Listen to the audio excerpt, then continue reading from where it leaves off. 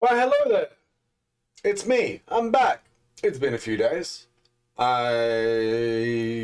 been doing some interesting things. I've been performing in a play, a musical even. Ah!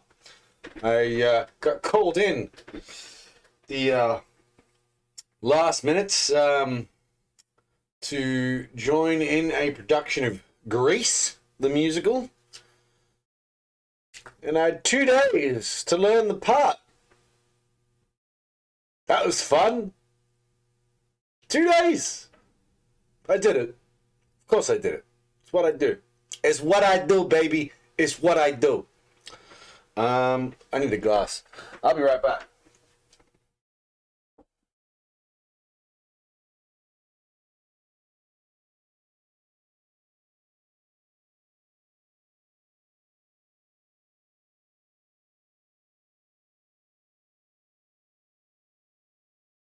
I'm so just needing, cause I'm not afraid of cheating. Anyway, I'm gonna play something new today. Cause multiple reasons. One, I'm a bit Final Fantasied out.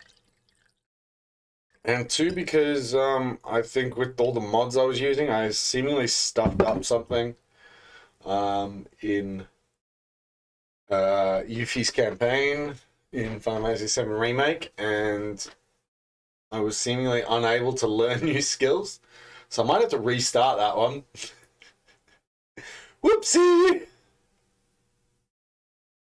That's all good. That's all good. Anyway, we're going to do the thing. We're going to play Assassin's Creed Chronicles India. Something I got not too long ago. We mean to play it. It's like a 2D Assassin's Creed. I have booted it up, in full disclosure, I have booted it up already, but I literally played like 5 minutes. 7 minutes, according to my Steam profile. 7 minutes. So I barely play.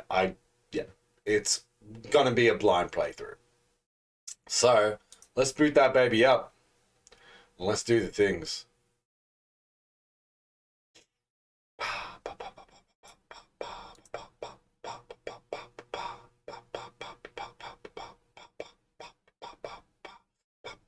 Come on, play the game. Play the game, buddy. Play the game. We got, oh, I need to log into Ubisoft. Fine, fucking, give me a moment. I need to log into Ubisoft to play said game. Now, I just need to work out what my login details are.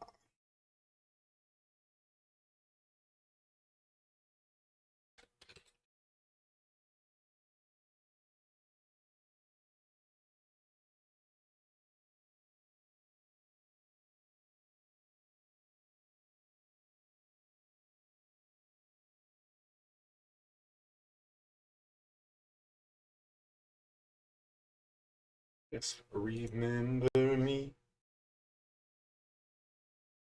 Link your account with Steam. Oh, okay. Yes, do that.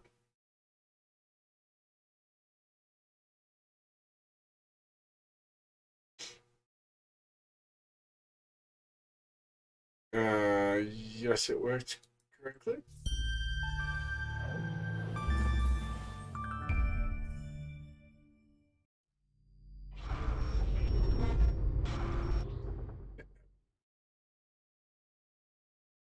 Cheers, buddy. Cheers.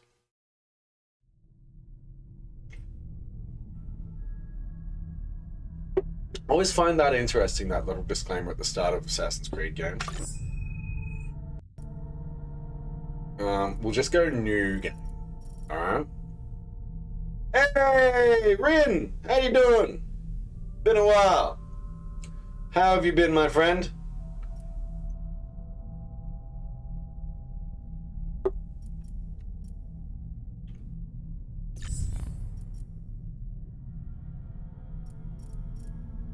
Yes, starting. Like I said, I played literally 7 minutes. So, new game. Let's just go from the very get-go. Arbazmir has stolen the Kohinoor. Ah, the Kohinoor! Are you familiar with what the Kohinoor is? Picked up a new game for my Switch. What's the new game? Hi, Frey. What you doing?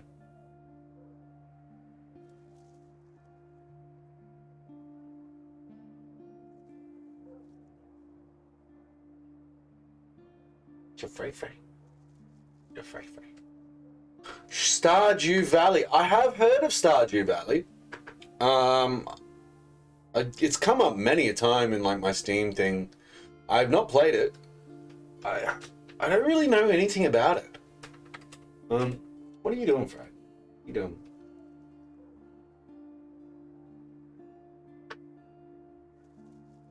What you doing, buddy?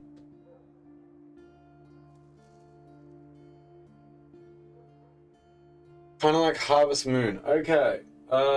Also another one I've not played, but also heard a decent amount about, and heard it's good. 16-bit farming game. Okay. Sounds peaceful.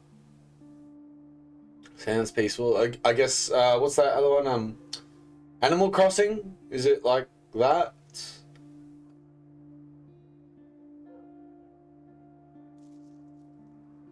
But I guess more 16-bit. I've still been meaning to play, what's that game? To the Moon?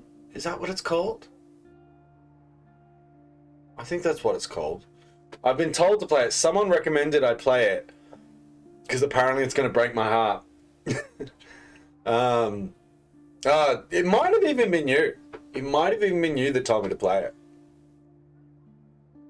Quite possibly. All right, that's next on the list. It's next. I've been wanting to play this for a bit. To the Moon is next. Okay? I promise. That'll be next.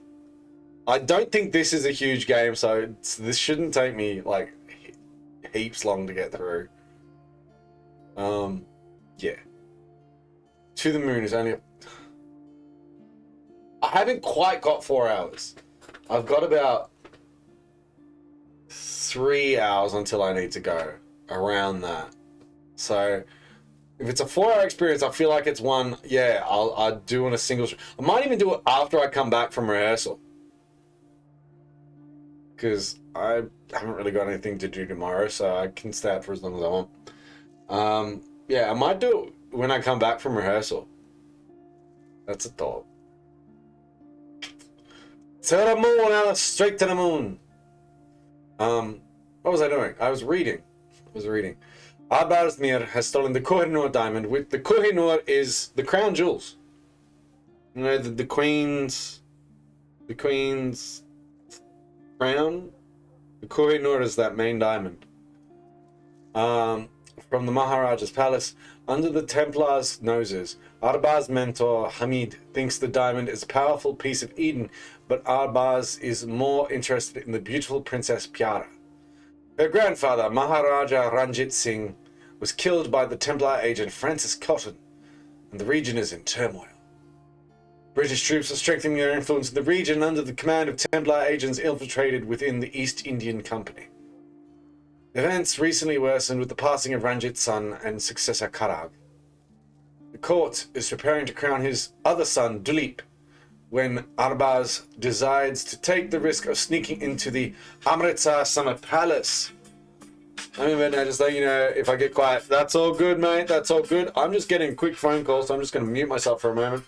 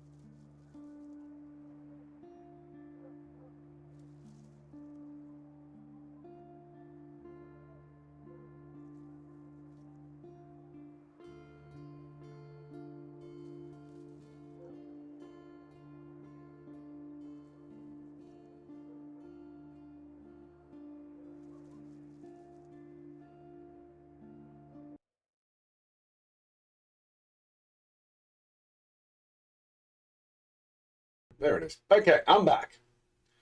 Your voice is insanely calming for some reason. Oh, well, thank you. I appreciate that. I try to have a calming voice most of the time. Hey, Jack, do you think you... What? Bob will have Billy... What? What the devil? You think Bob will have Billy again when we come visit next week? Can drop him on Friday, 3rd of June on the way to Melbourne and pick him up on 10th of June? But of course! Sorry, my mate's just asking me if I can look after his dog for a week, and it's like, hell yes, I love that doggo. Billy's awesome. Billy's awesome. He's actually been on one or two of my streams when I was playing Final Fantasy VII Remake and beat a really tough boss and got really excited about it. He came rushing in and came out like, huh, what's going on? What's going on? I was like, I won, Billy, I won! Yes. Thank you. And yes, again, thank you for the compliment. I do try to be calming, apart from, you know, sometimes I get excited. And maybe then I'm not so calming. Alright. 7th to the 10th, that should be fine. Alright, let's play this game. Let's do Security's tight today. Someone must have noticed my visits. I don't need weapons to knock out a few guards, but better not give them a reason to shoot me. There it is. Now to reach it. Unarmed and in areas I shouldn't be, full of palace guards. This is going to be fun. This is going to be fun. I don't know if I've stated this before, but I have all three of the Assassin's Creed Chronicles games. So there's China, India, and Russia. I'm playing India first because I don't know if I've mentioned this, but I am actually half Indian. So yeah, hence my choice to play this one first.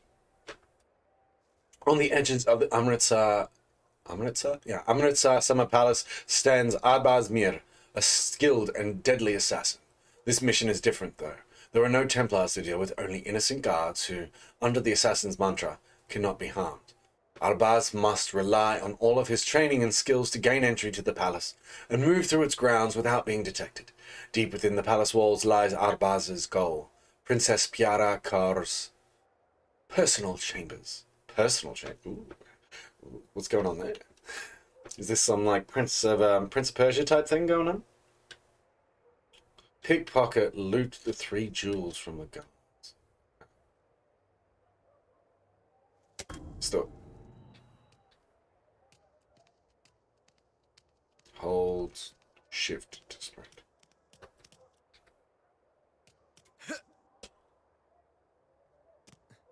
Oh shit. C did just... Oh, okay. I don't need to...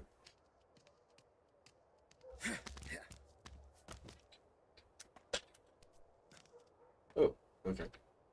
Do that somewhat accidentally.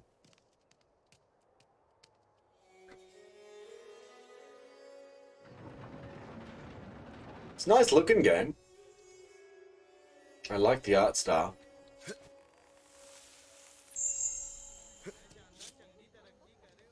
The gate is not guarded. This should be easy. Stop saying this should be easy. Famous last words.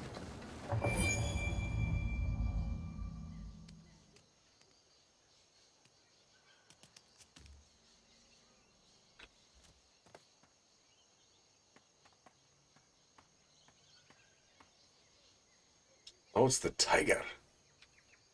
Like a tiger. Why is it C? I feel like it should be control. That feels a lot more intuitive. Same token, maybe I should just be playing with controller. Can't do that. Where's my controller?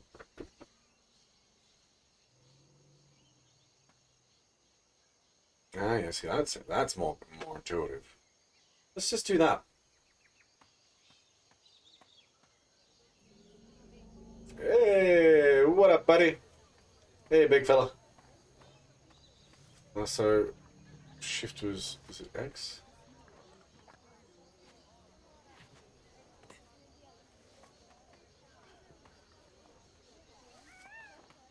Right trigger. Okay.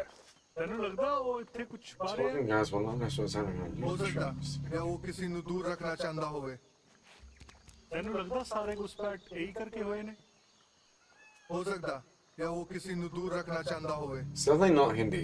ਹੋ ਸਕਦਾ Almost certain that's not Hindi. ਹੋ ਸਕਦਾ Urdu, perhaps?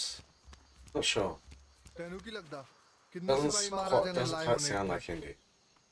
ਪਤਾ ਨਹੀਂ 20 ਤੋਂ ਵੱਧ ਹੋਣੀ ਤੈਨੂੰ ਨਹੀਂ ਲੱਗਦਾ ਇਹ ਕੁਝ ਵੱਧ ਹੋ ਰਿਹਾ How close can I get to ਕਿੱਥੇ ਜਾ ਰਿਹਾ ਤੂੰ ਕੁਝ ਨਹੀਂ ਮੈਂ ਕਿਸ ਦੀ ਰੱਖਿਆ Very ਕਰ ਰਿਹਾ close, apparently. ਕਿਸ ਦੇ ਕਰਕੇ ਕਰ ਰਿਹਾ ਇਹ ਜਾਣਨਾ ਚਾਹਣਾ ਮੈਂ ਤੈਨੂੰ ਲੱਗਦਾ ਉਹ ਇੱਥੇ ਕੁਝ ਛੁਪਾ ਰਿਹਾ ਹੋ ਸਕਦਾ ਜਾਂ ਉਹ ਕਿਸੇ ਨੂੰ ਦੂਰ ਰੱਖਣਾ ਚਾਹੁੰਦਾ ਹੋਵੇ ਤੈਨੂੰ ਲੱਗਦਾ ਸਾਰੇ ਘੁਸਪੈਠ ਇਹੀ ਕਰਕੇ ਹੋਏ ਨੇ ਮਹਾਰਾਜਾ ਨੂੰ ਵੀ ਚਿੰਤਾ ਹੋਣੀ Sweet dreams. ਘੁਸਪੈਠ ਵੱਧ ਕੇ ਹੋ ਰਹੀ ਹੈ Can I pick his pocket? ਮਾੜੀ ਹਰਕਤਾਂ ਤੇ ਧਿਆਨ ਰੱਖੀ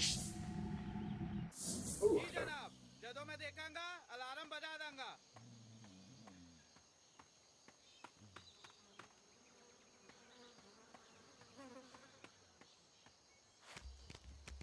ਜੀ ਜਨਾਬ ਜਦੋਂ ਮੈਂ ਦੇਖਾਂਗਾ ਅਲਾਰਮ ਬਜਾ ਦਾਂਗਾ secret rifle. ਸੁਣਿਆ ਤੂੰ ਰਾਜ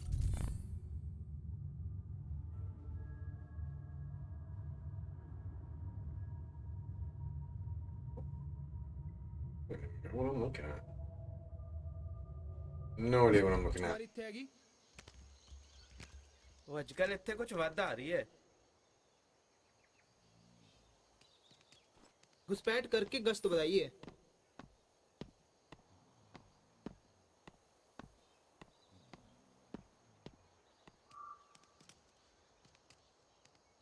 I want to pick his pocket. How do I pick his pocket?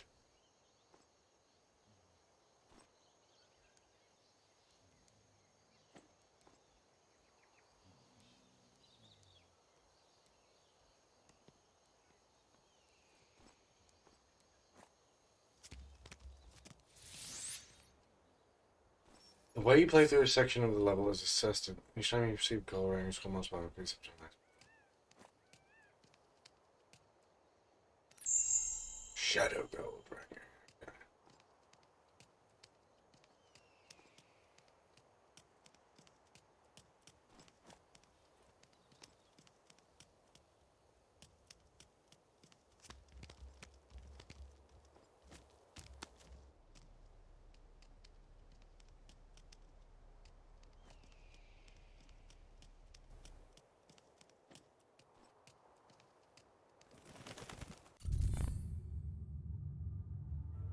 Okay. Was that supposed to happen? Whoa! Okay. Trailer for Bone Jimmy one. I know like a little bit about it. Like a little bit. I possibly have seen said trailer.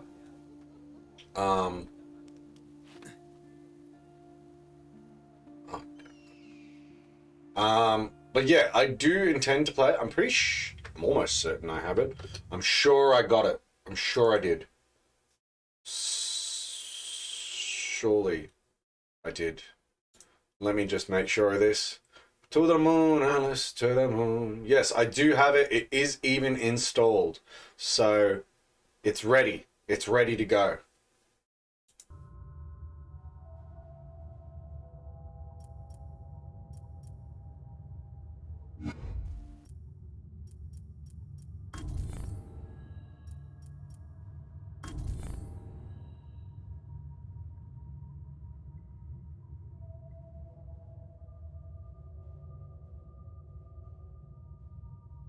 How do you pick a pocket?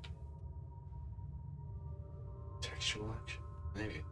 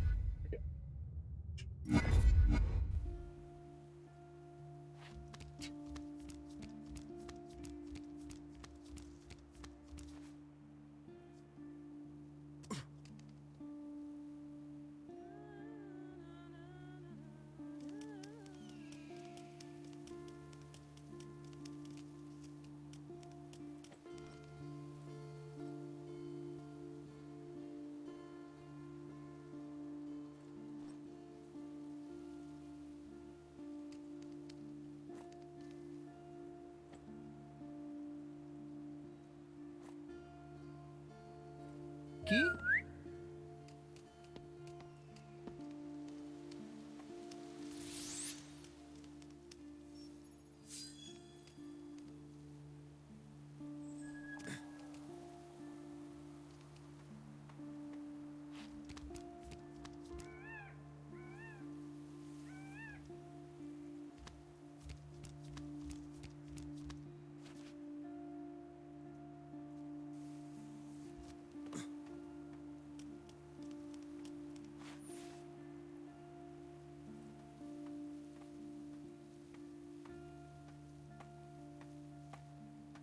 Hey, buddy. Oh, really?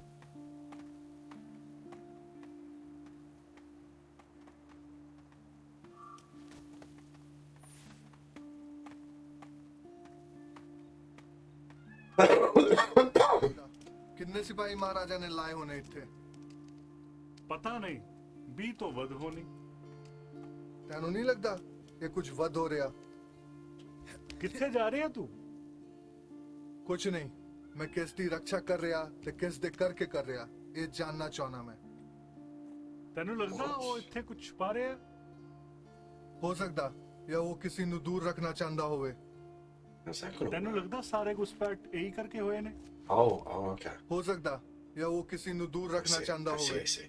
Alright. ਹੋ ਸਕਦਾ ਮੌਕੇ ਤਾਂ ਪਹਿਲਾਂ ਉਹਨੂੰ ਪਰੇਸ਼ਾਨ ਕੀਤਾ ਹੋਵੇ ਹੋ ਸਕਦਾ ਗਰਮੀ ਹੈਗੀ ਲੱਗਦਾ ਟਾਵਰ ਦੇ ਨਾਲ ਛਾਂ ਚ ਗਸ਼ਤ ਲਾਣ ਪਊ ਤੂੰ ਰਾਜਕੁਮਾਰੀ ਦੀ ਇੱਕ ਝਲਕ ਚਾਹਨਾ ਹੈ ਸਾਡਾ ਕੀ ਕਸੂਰ ਹੈਗਾ ਇੰਨੀ ਸੋਹਣੀ ਤਾਂ ਨਜ਼ਰ ਰੱਖੀ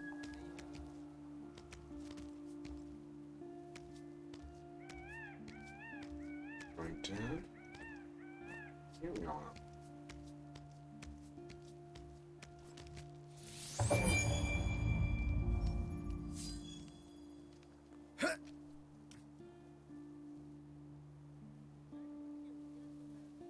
I see you, fellas.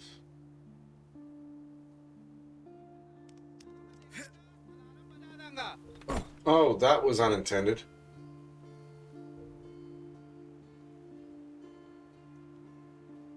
घुसपैठ करके गश्त बताइए I mean, I guess it worked out. It was certainly not the way I intended to do that.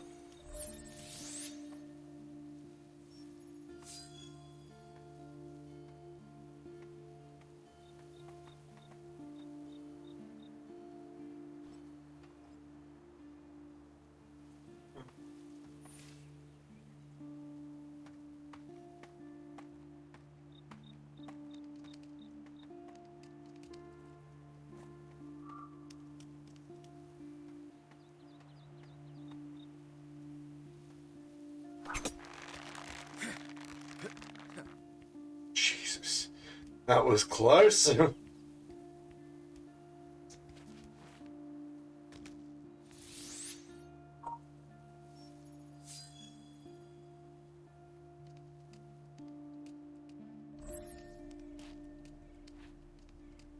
What's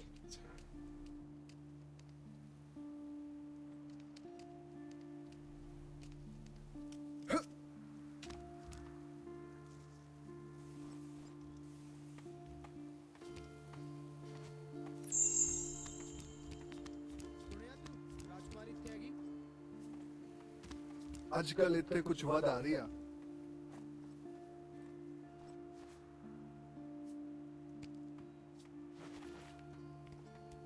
सुनिया तू राजकुमारी त्यागी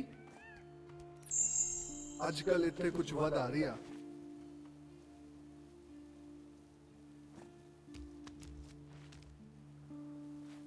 Jeez. घुसपैठ करके गश्त बताइए ਰਾਜਾ ਨੂੰ ਵੀ ਚਿੰਤਾ ਹੋ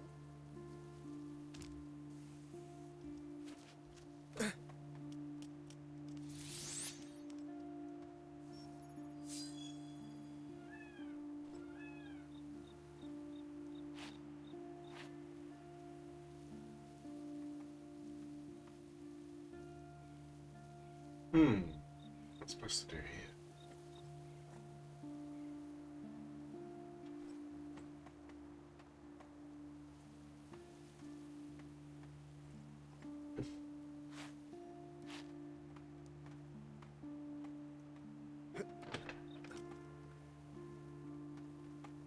ਉੱਥੇ ਇੱਥੇ No!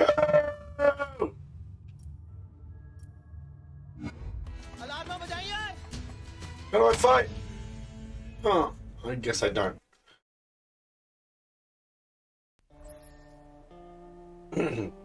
I was so close! ਅੱਜਕੱਲ ਇੱਥੇ ਕੁਝ ਵਧ ਆ ਰਹੀ ਆ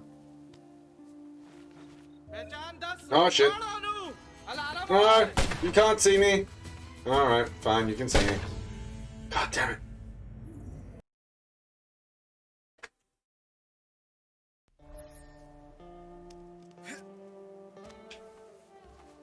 ਸੁਣਿਆ ਤੂੰ ਰਾਜਕੁਮਾਰੀ ਇੱਥੇ ਹੈਗੀ No!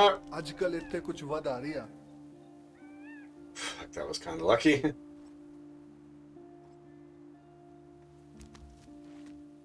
घुसपैठ करके गश्त बढ़ाइए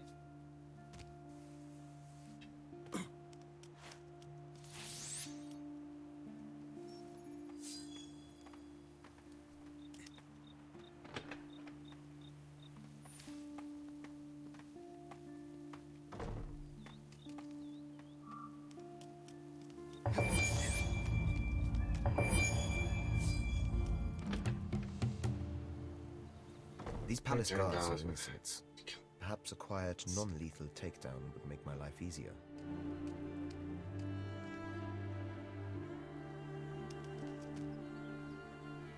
Is he going to turn around?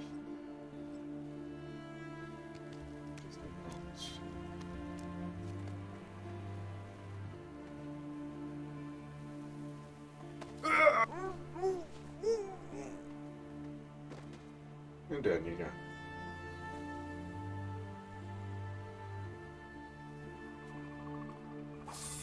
Got it.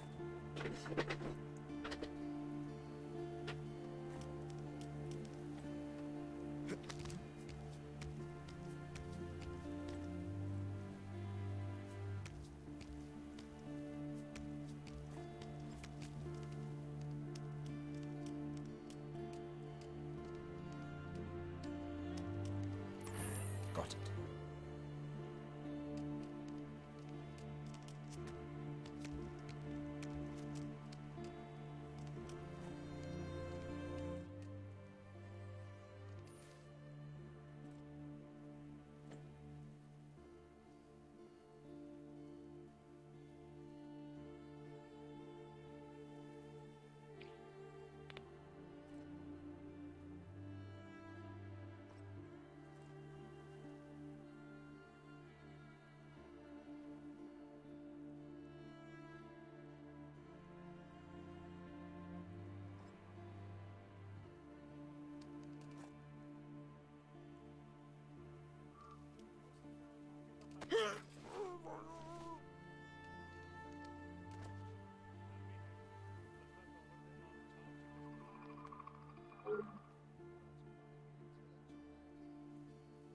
ਸਾਡਾ ਕੀ ਕਸੂਰ ਹੈਗਾ ਇੰਨੀ ਸੋਹਣੀ ਤਾਂ ਨਜ਼ਰ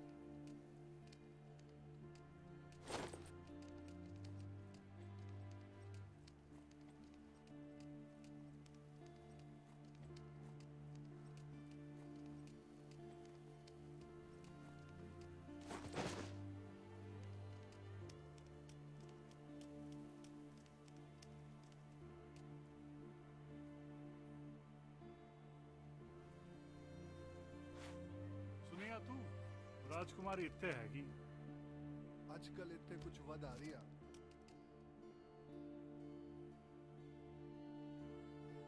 ਤੈਨੂੰ ਕੀ ਲੱਗਦਾ ਕਿੰਨੇ ਸਿਪਾਹੀ ਮਹਾਰਾਜਾ ਨੇ ਲਾਏ ਹੋਣੇ ਇੱਥੇ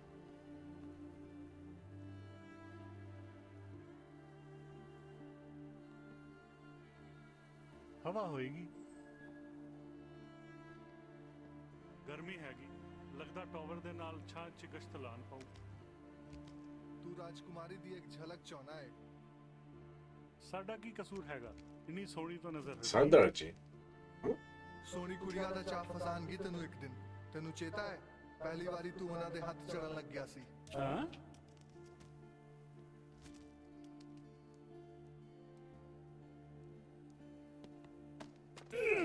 ਕੌਣ ਹੈਗਾ ਉੱਥੇ ਇੱਥੇ You saw nothing. Crap. You saw things. Go on.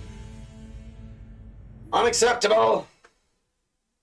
Okay, I think maybe I'm not supposed to do that. Yes, got it.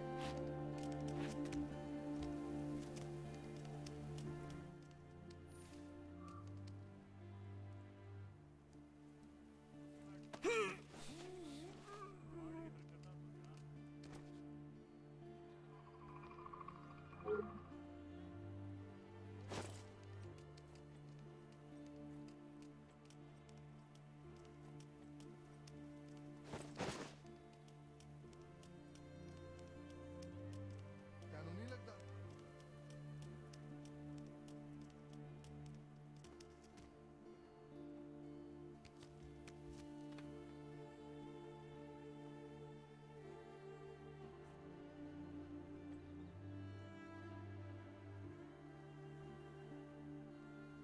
Come on.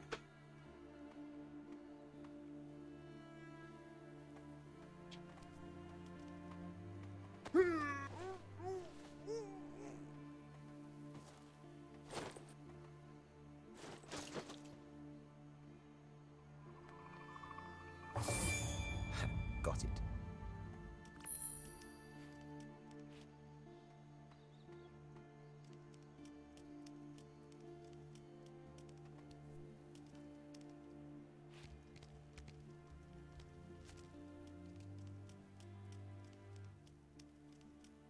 ਮਜ਼ਾਕ ਨਾ ਕਰ ਉਹ ਚੁਸਤ ਹੋਣੇ ਚਾਹੀਦੇ ਨੇ ਇੱਥੇ ਚੰਗਾ ਕੀਤਾ Oh, ਮੈਨੂੰ that's where I'm Rajkumari supposed the to go. ਰੱਖਿਆ ਲਈ ਲਾ ਕੇ ਕੀ ਲੱਗਦਾ ਤੈਨੂੰ ਮੇਰੀ ਇੱਥੇ ਕਮੀ ਤੇ ਨਹੀਂ ਹੋਣੀ ਜੇ ਮੈਂ ਰੋਟੀ ਲਈ ਗਿਆ ਢਿੱਡ ਚਲਾਦਾ ਤੈਨੂੰ ਹਰ ਕੰਮ ਤੇ ਨਹੀਂ ਪਰ ਭੁੱਖ ਦੇ ਰਾਖਸ਼ ਨੂੰ ਨਿਪਟਾਣਾ ਚੰਗਾ ਲੱਗਦਾ ਗਸਤ ਬਦਲਣ ਦਾ ਵਕਤ ਹੋ ਪਿਆ ਆਪਾਂ ਜਾ ਸਕਦੇ ਫਿਰ ਖਾਣ ਲਈ ਹਾਂ ਹੋ ਸਕਦਾ ਉਹ ਉੱਥੇ ਹੋਵੇ ਮੈਨੂੰ ਨਹੀਂ ਪਤਾ ਕਿਹਦੇ ਬਾਰੇ ਗੱਲ ਕਰ ਰਿਹਾ ਤੂੰ ਓਹ ਮੈਨੂੰ ਲੱਗਦਾ ਤੂੰ ਕਰਦਾ ਹੈਗਾ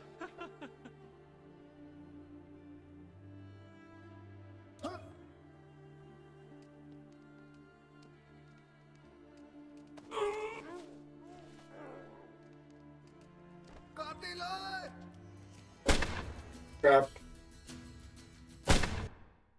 That didn't work. Yeah, I don't think there's a way to take these guys out. Yes, got it.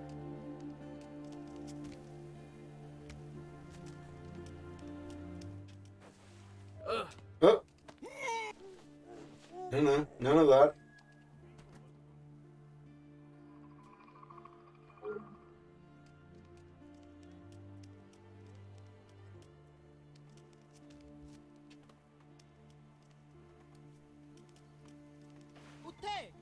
Oh, that didn't work. Oopsie.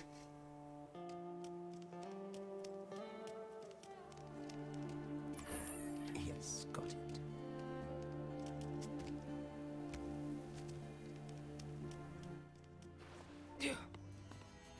Oh, crap. Okay, need to duck sooner. Whoops. I'm getting a little too cocky. I just want to do it stylishly.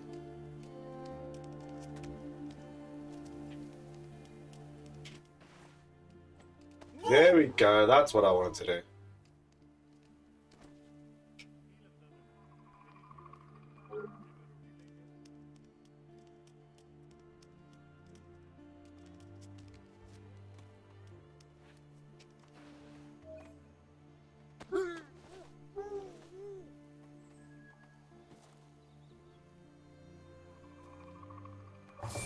Got it.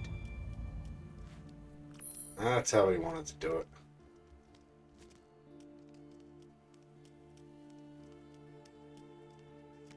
ਪਤਾ ਨਹੀਂ 20 ਤੋਂ ਵੱਧ ਹੋਣੀ ਤੈਨੂੰ ਨਹੀਂ ਲੱਗਦਾ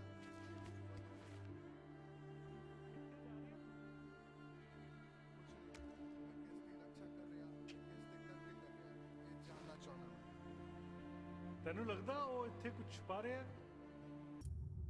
What the fuck is going on?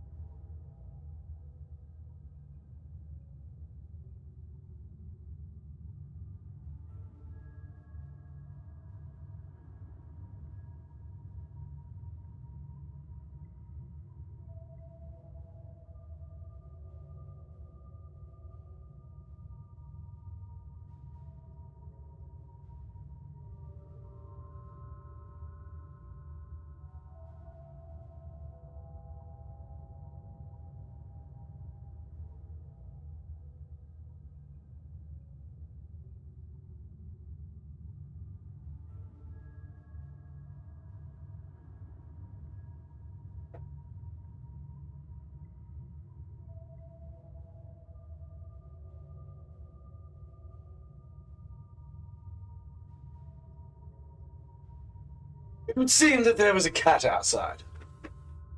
Something. Possibly a possum. But, my cat Sif gets all tough when she sees something outside.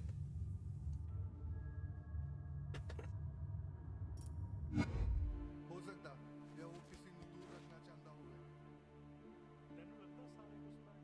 Oh, it's my... Oh, and I wasn't playing.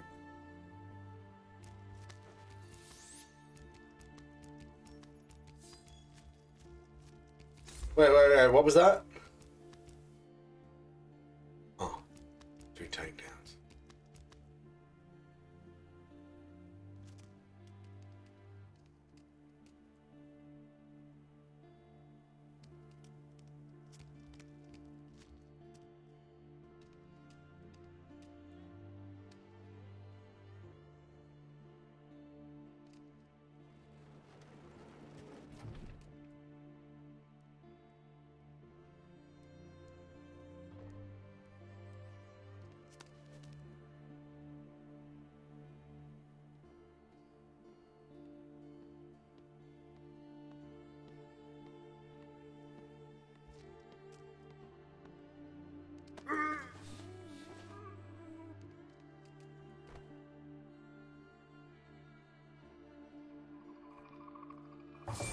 Got it.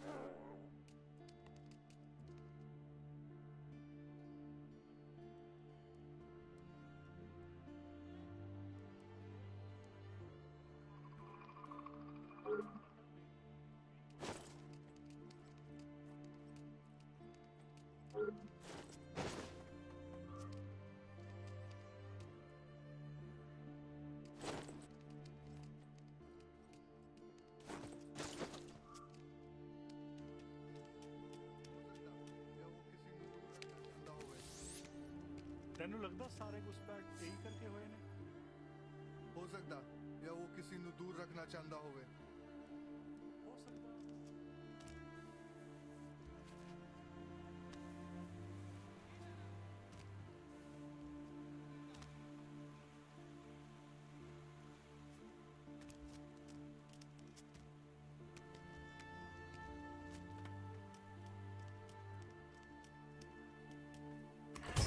Yes, got it. Boy, Artabaz had to survive in terrible conditions under the reign of the Sikhs and became a survivor and a thief. He was a gifted climber and a smart, charming boy, which helped him to stay alive and fed during these years of hardship. Despite these qualities, Artabaz found himself one day in enough trouble to require the help of another to survive. Hamid, already a master assassin, saved him and became his friend. The mentor was charmed by the kid, as anyone would have, and took it upon himself to train him in the ways of the assassins and to teach him the creed.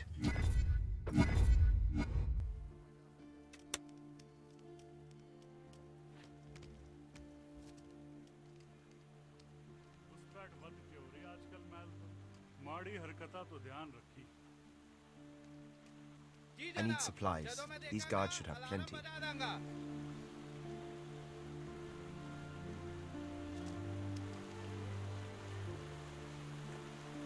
ਘੁਸਪੈਠ ਵੱਧ ਕੇ ਹੋ ਰਹੀ ਅੱਜ ਕੱਲ ਮਹਿਲ ਤੋਂ ਮਾੜੀ ਹਰਕਤਾਂ ਤੋਂ ਧਿਆਨ ਰੱਖੀ Oh, really? जी जनाब, ਜਦੋਂ ਮੈਂ ਦੇਖਾਂਗਾ, Interesting you can alarm do it, बजा right? दूंगा। Okay.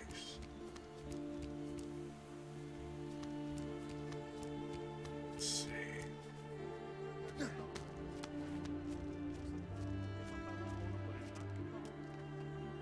ਹੋ ਸਕਦਾ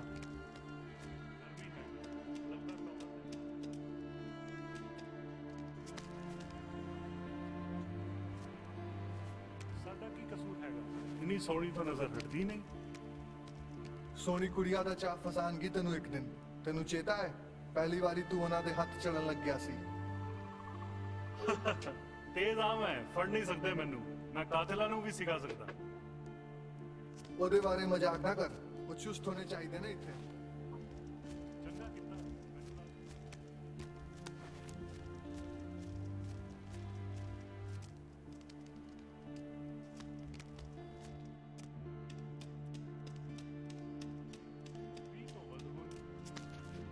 ਤੈਨੂੰ ਨਹੀਂ ਲੱਗਦਾ ਇਹ ਕੁਝ ਵੱਧ ਹੋ ਰਿਹਾ? ਕਿੱਥੇ ਜਾ ਰਹੇ ਹੋ? ਕੁਝ ਨਹੀਂ।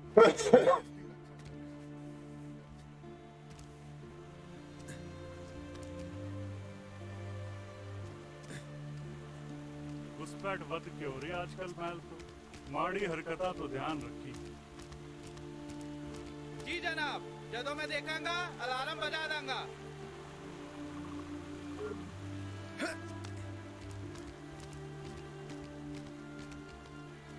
अस्सी घुसपैठ करके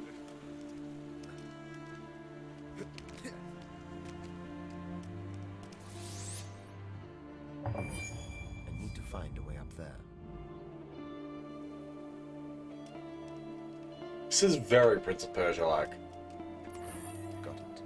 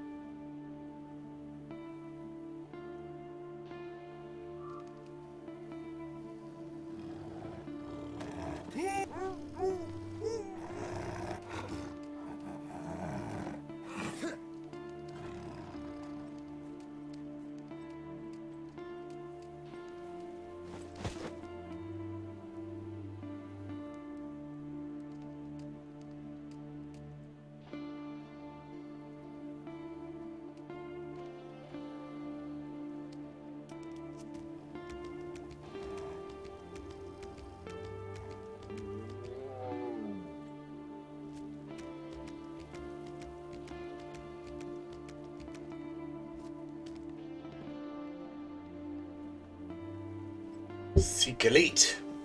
Sleek the elite, even.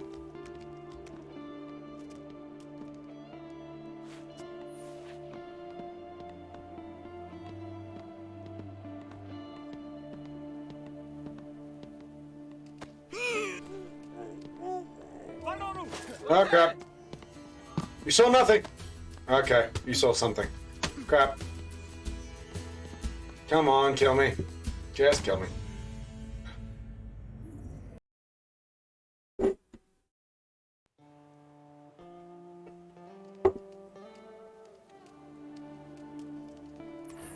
Got it.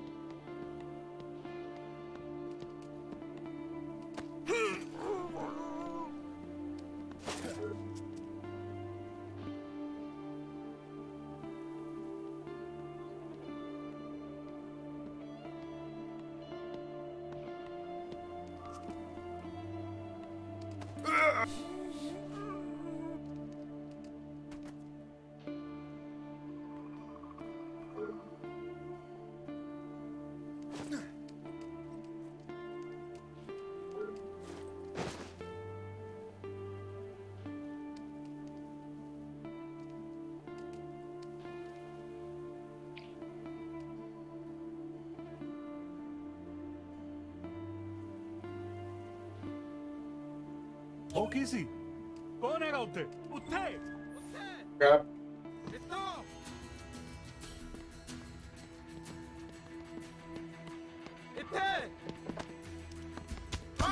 Bugger. Bugger. Come on. Come on.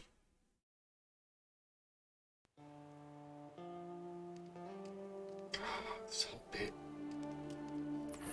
Got it. Let's take this guy out to make sure he's not a concern later.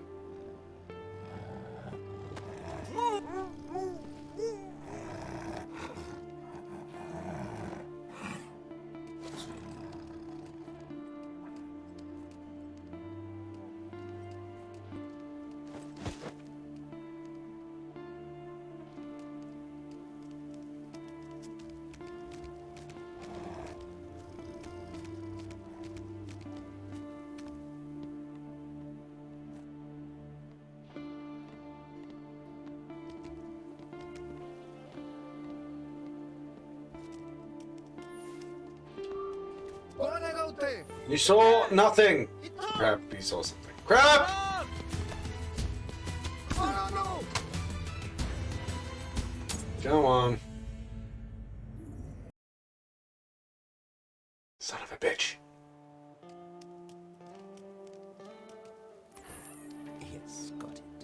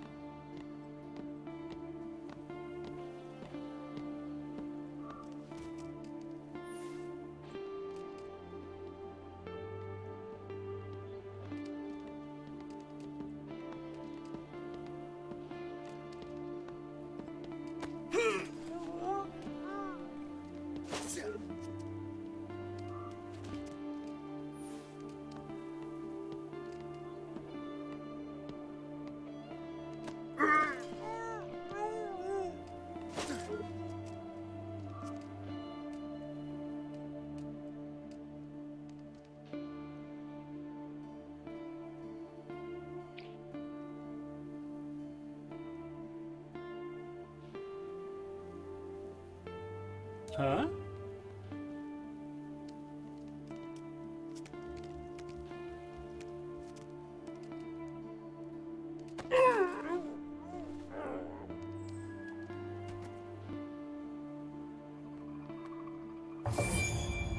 Got it.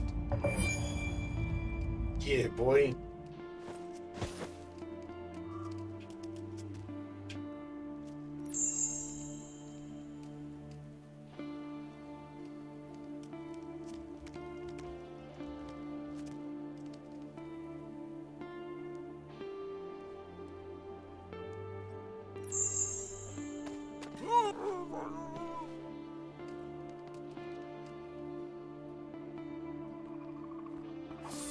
Got it.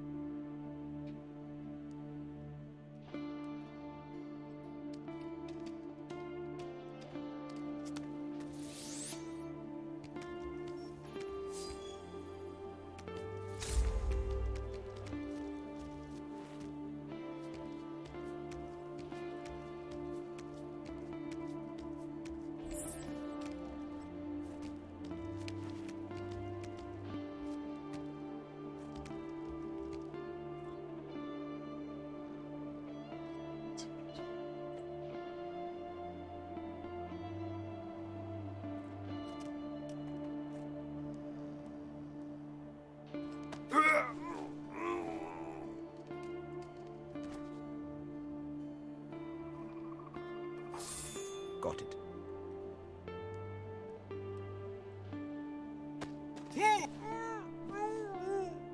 I'm a little sadistic, aren't I? I'm like killing a bunch of guys that I... Well, not killing them, but taking down a bunch of guys that I really don't need to.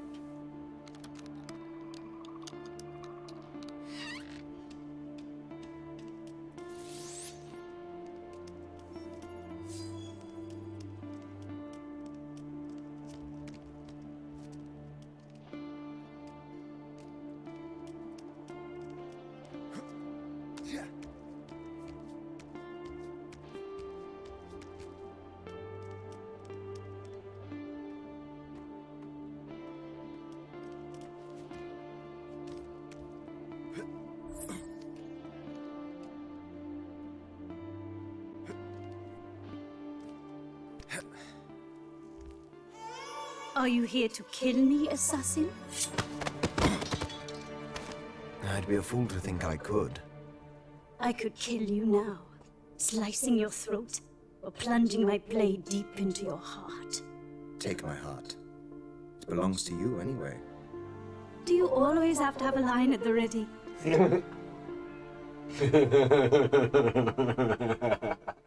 Nice.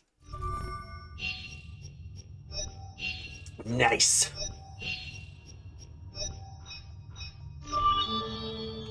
Shadow Gold, baby.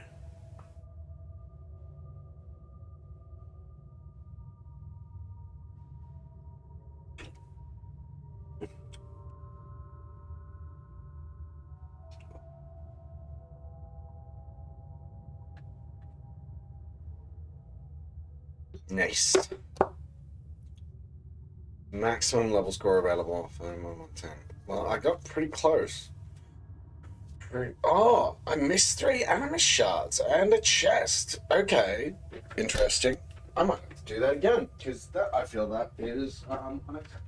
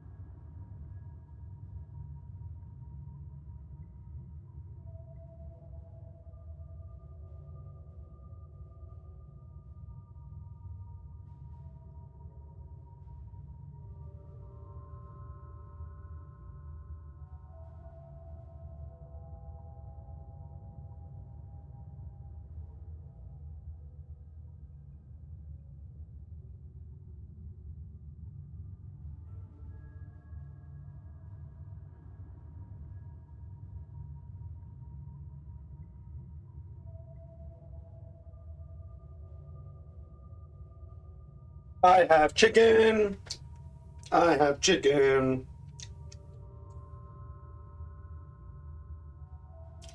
Good chicken. Good chicken.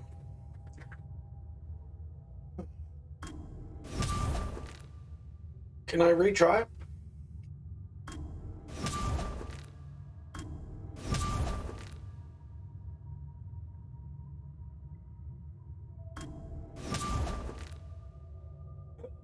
Ooh, shakram.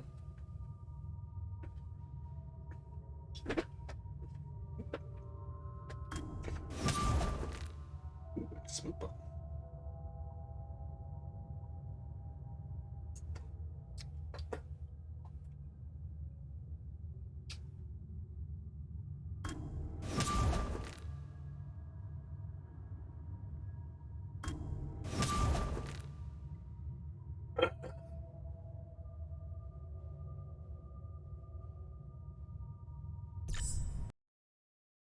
Oh, no. I wanted to do that one again.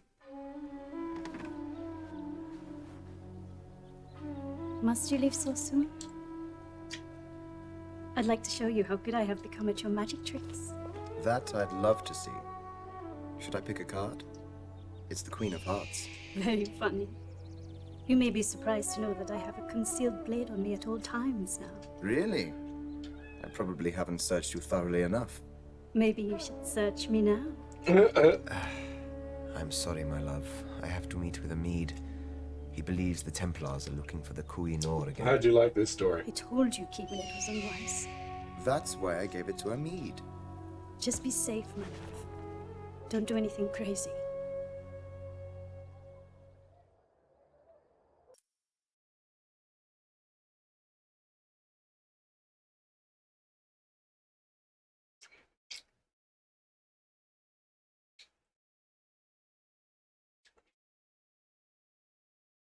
No shift.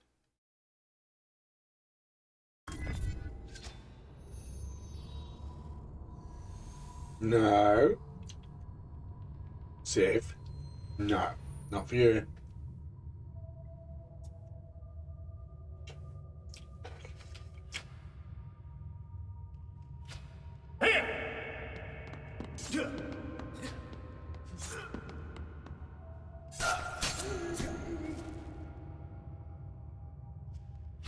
Help!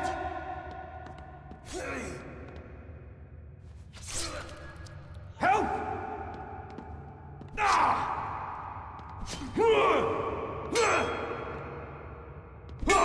Really?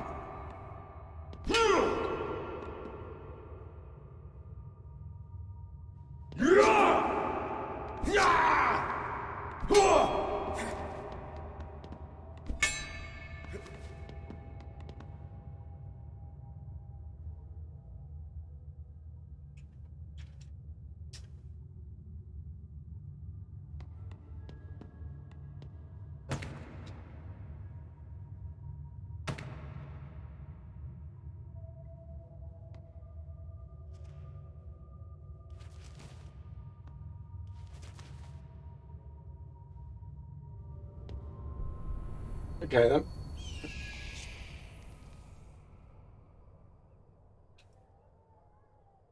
I really want to redo the first one though, because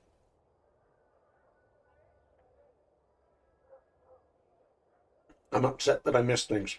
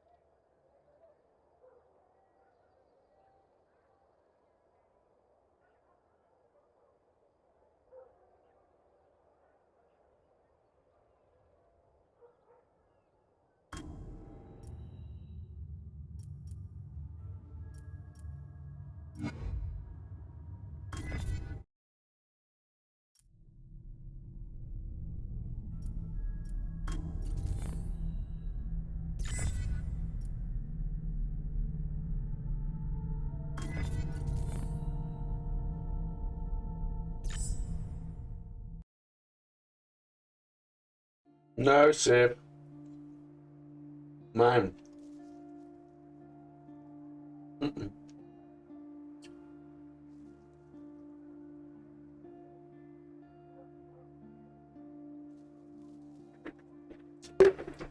Get a pot to wipe my hands.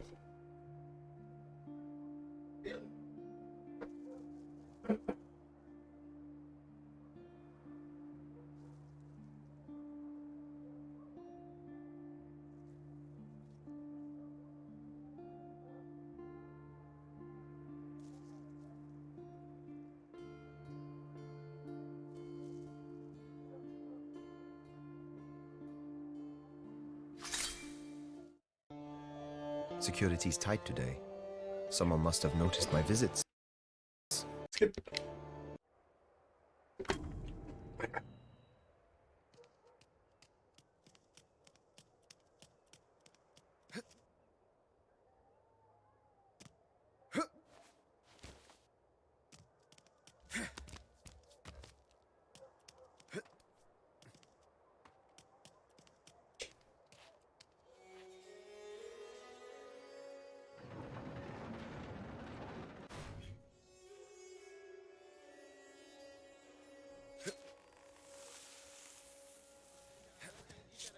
The gate is not guarded.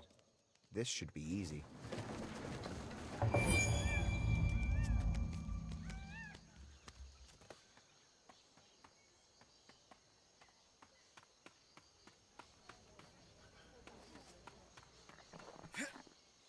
ਮੈਨੂੰ ਨਹੀਂ ਪਤਾ ਕਿਹਦੇ ਬਾਰੇ ਗੱਲ ਕਰ ਰਿਹਾ ਤੂੰ। ਓ ਮੈਨੂੰ ਲੱਗਦਾ ਤੂੰ ਕਰਦਾ ਹੈਗਾ। ਤੈਨੂੰ ਕੀ ਲੱਗਦਾ ਕਿੰਨੇ ਸਿਪਾਹੀ ਮਹਾਰਾਜਾ ਨੇ ਲਾਏ ਹੋਣੇ ਇੱਥੇ? ਪਤਾ ਨਹੀਂ 20 ਤੋਂ ਵੱਧ ਹੋਣੀ। ਤੈਨੂੰ ਨਹੀਂ ਲੱਗਦਾ ਕਿ ਕੁਝ ਵੱਧ ਹੋ ਰਿਹਾ? ਕਿੱਥੇ ਜਾ ਰਿਹਾ ਤੂੰ? ਕੁਝ ਨਹੀਂ, ਮੈਂ ਕਿਸ ਦੀ ਰੱਖਿਆ ਕਰ ਰਿਹਾ ਤੇ ਕਿਸ ਦੇ ਕਰਕੇ ਕਰ ਰਿਹਾ ਇਹ ਜਾਨਣਾ ਚਾਹਨਾ ਮੈਂ।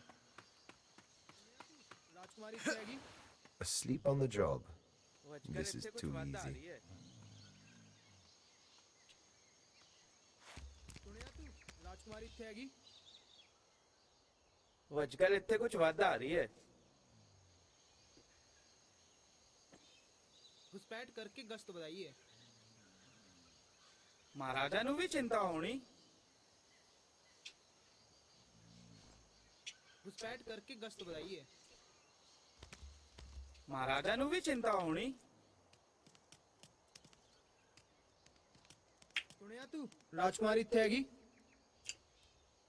ਉਹ ਅੱਜਕੱਲ ਇੱਥੇ ਕੁਝ ਵਾਧਾ ਆ ਰਹੀ ਹੈ।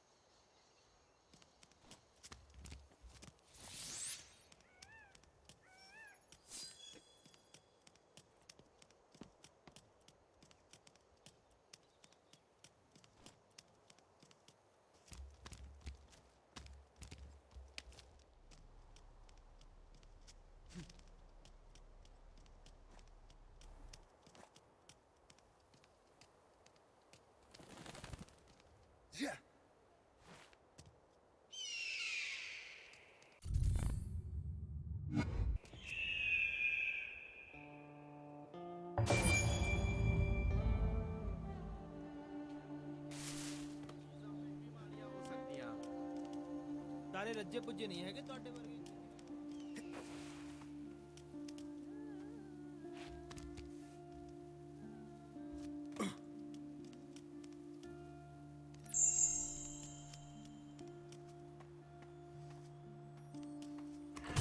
Got it. Abada's Mir was born in Kashmir, northwestern India during the early 19th century. His home region was conquered by Maharaja Ranjit Singh of the Sikh Empire in 1819, leading to the death of numerous Muslims in Kashmir, including some of Arbaz's kin. This caused Arbaz to grow up hating Singh, considering him a cold-blooded killer. The orphan boy survived among other refugees in Akas in a fractured country.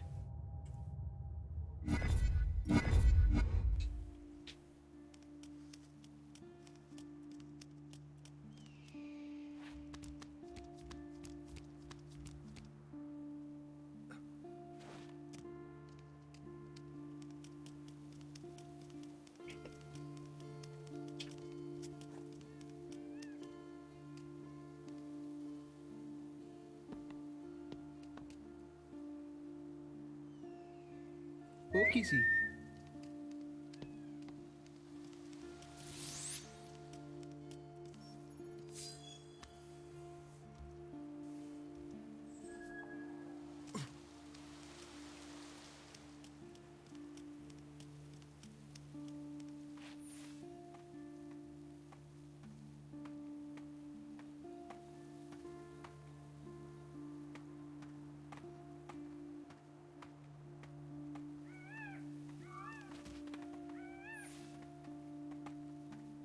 ਤੈਨੂੰ ਲੱਗਦਾ ਸਾਰੇ ਘੁਸਪੈਠ ਇਹੀ ਕਰਕੇ ਹੋਏ ਨੇ ਹੋ ਸਕਦਾ ਜਾਂ ਉਹ ਕਿਸੇ ਨੂੰ ਦੂਰ ਰੱਖਣਾ ਚਾਹੁੰਦਾ ਹੋਵੇ ਹੋ ਸਕਦਾ ਮੌਕੇ ਤੋਂ ਪਹਿਲਾਂ ਉਹਨੂੰ ਪਰੇਸ਼ਾਨ ਕੀਤਾ ਹੋਵੇ ਹੋ ਸਕਦਾ कौन है गाँव से Come on, kill me.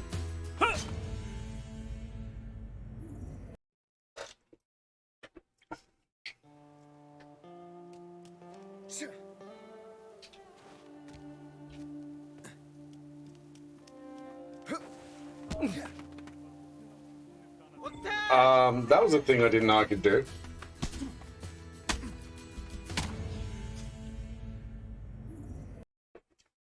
That was kind of hilarious.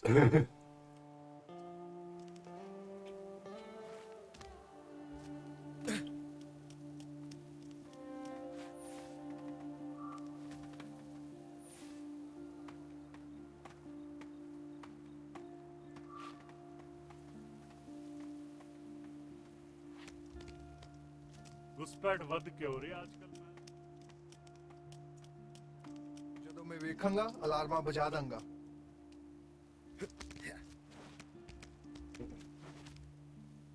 What?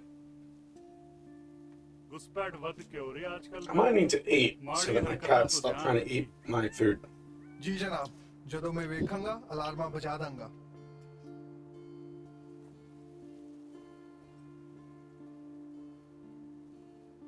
Right. ਘੁਸਪੈਠ ਵੱਧ ਕਿਉਂ ਰਹੀ Yeah, I'm gonna do that. I'm gonna be right back because my cat's just trying to eat my food.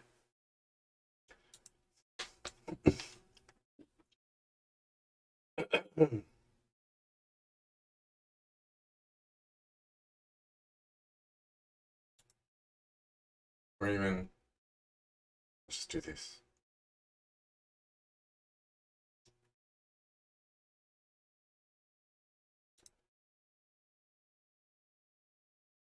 Oi.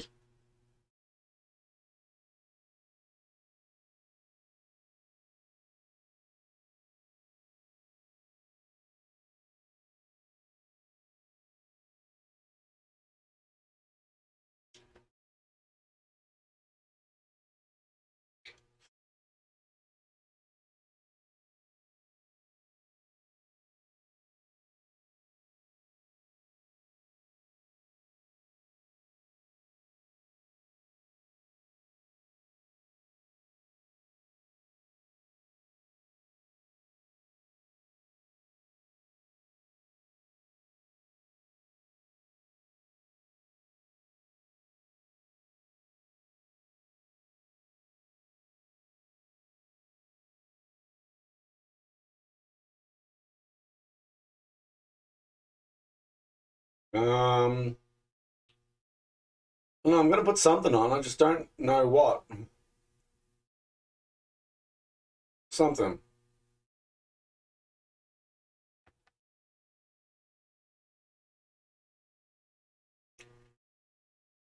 Right? Can you know?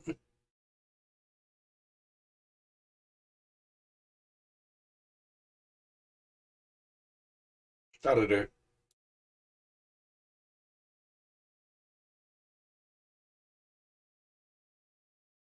Right, stop it.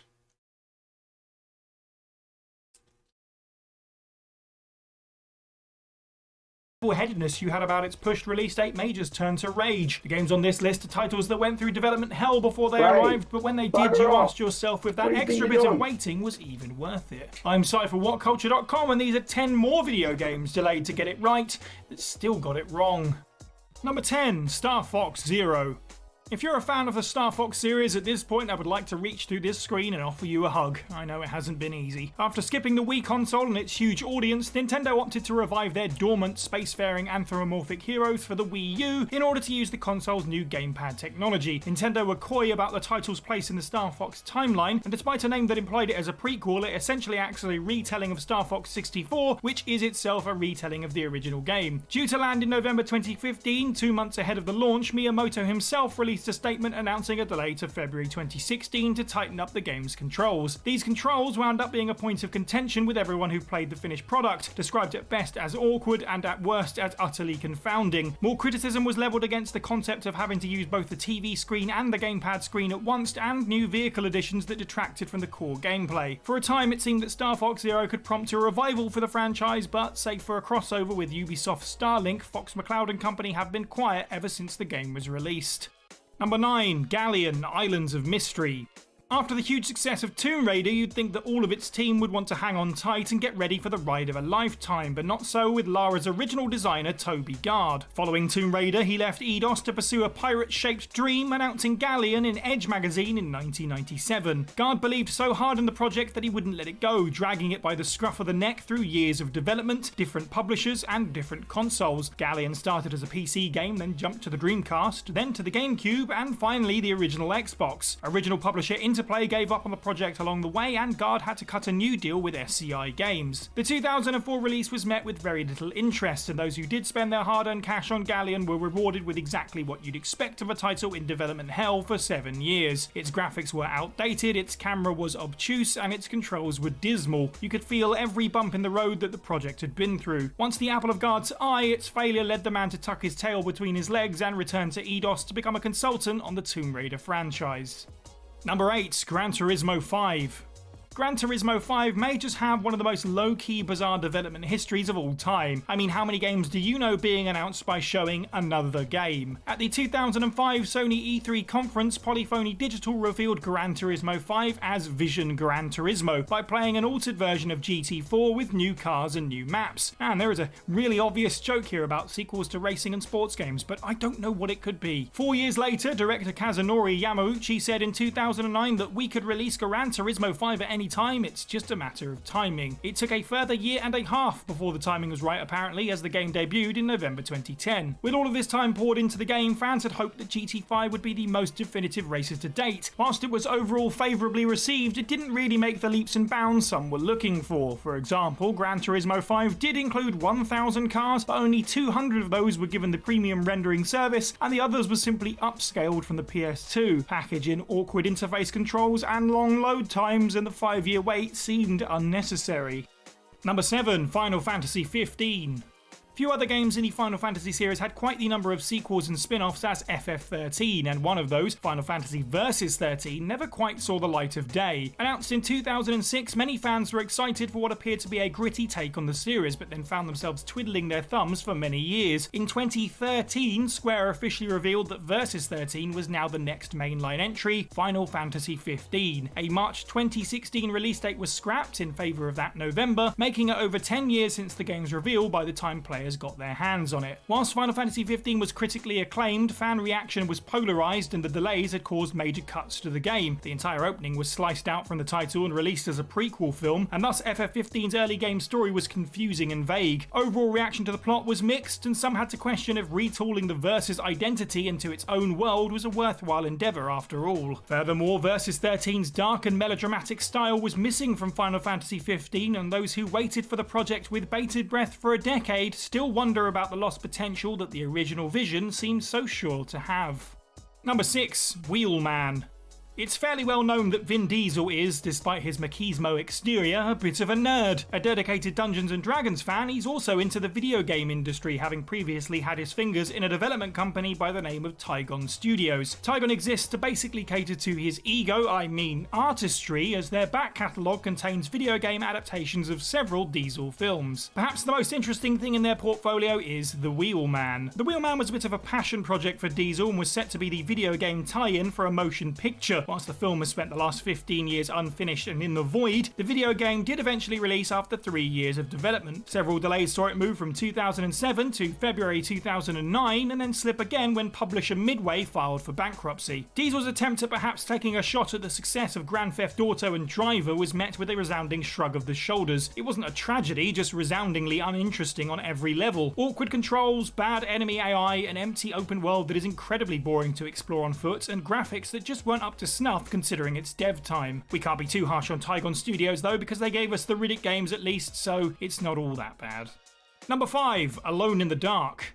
Alone in the Dark in many ways created the survival horror genre, but it could never quite make it big in the mainstream. A reboot of the series began development in the mid-2000s, around the same time that Uwe Boll was directing the steamy pile of plop that was his film adaptation. It was shown to industry insiders privately at E3 2006, but would then disappear into the dark for a number of years. Release dates slid perpetually through 2007 and 2008, and even when the game did launch in June, it did so for most systems, with the PS3 having to wait a further 5 months. Alone in the Dark's reboot did try some really cool new things, like allowing players to pick between either first or third person perspectives, highly interactive environments, and an at the time deep weapon upgrade system. It also did some really weird things, like giving players the option to skip entire chapters if they were stuck or just didn't feel like it. That's handy considering critics panned the game for its high difficulty demands, as well as bad camera, finicky controls, and a bevy of glitches. With the game dropping like a stone, what's most memorable about Alone in the Dark's release is Atari threatening gaming publications with legal action for saying bad things about their game. As the kids say, touch grass, Atari. Number 4, Tabula Rasa. Whilst he'll never be a household name, Richard Garriott is an underground video game legend. His Ultima series is celebrated with having a huge impact on the Western RPG genre and creating the core concept of the MMO. After spending decades with the property, Garriott designed Tabula Rasa to be, in his words, the be-all and end-all of MMOs. Now those are some big words, but when you've got the pedigree Garriott had, most people were interested in what he had to say. Whilst the game was first shown at E3 2005, Tabula Rasa had already been in development for 4 years at this stage and had, halfway through this time, already been completely restarted. Internal conflict between staff caused the studio Destination Games to fire off 20% of the team and replace them, which meant that 75% of the game's code needed to be scrapped and rewritten. After 6 years, the title finally appeared, and Garriott's name value would not be enough to shift copies or inspire review scores that would beat out the already massive World of Warcraft. Particular sore spots were the game's bad crafting system, plenty of bugs, and a menu that felt like a chore to navigate. 2 years after its release, the servers for Tabula Rasa were closed, and subsequently the game fell into deserved obscurity. Number 3, Driver 3.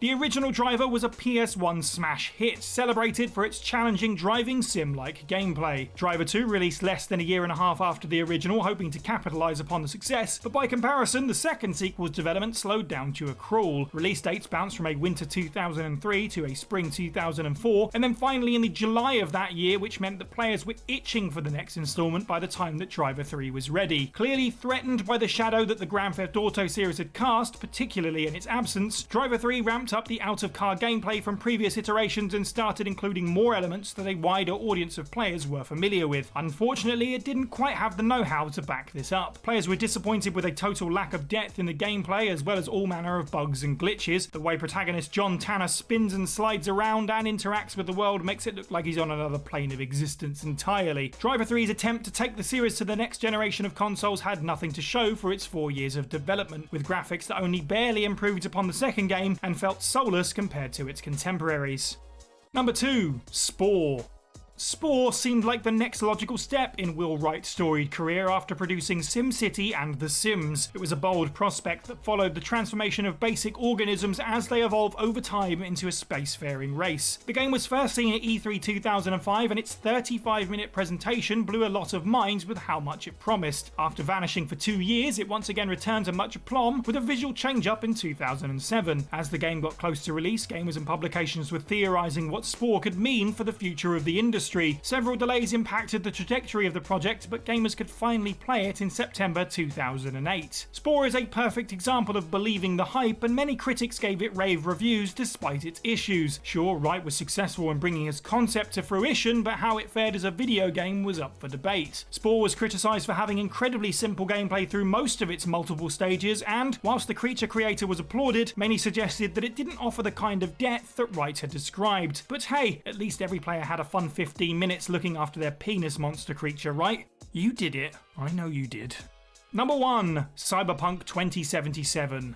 These wounds are still fresh for many, and there's plenty of gamers who will probably get nauseating flashbacks if they ever see an unfortunate announcement posted on a bright yellow background thanks to Cyberpunk 2077. Shown at E3 2012 and 2013, futuristic dystopian RPG Cyberpunk seemed as though it was on track for decent success. Fans counted their cash to make sure they were ready for it, and then the project vanished in a puff of smoke. 5 years later, in 2018, the game would finally rematerialise. Due to the 2020 pandemic, Cyberpunk release was pushed from April to September to November and finally December, with bright yellow calling cards of despair every time. Many became increasingly upset with the situation, whilst others said that it would be worth the wait. Whatever you think of the quality of the game, and congrats to those with the high-end PCs required to enjoy it at launch, Cyberpunk has the unfortunate distinction of being the biggest high-profile launch disaster in gaming history. The game's infamously buggy state both ruined the visual aesthetic and made it unplayable, causing it to be pulled from the PlayStation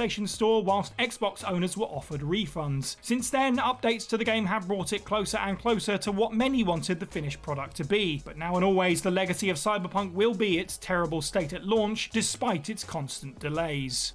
And that's the list. Let us know down in the comments below what you thought of this video and of any other delays for video games that kind of turned out terrible regardless. Make sure you like this video, subscribe for more, hit the notification bell and share it with your friends. I've been Cy for What Culture, and have a good week.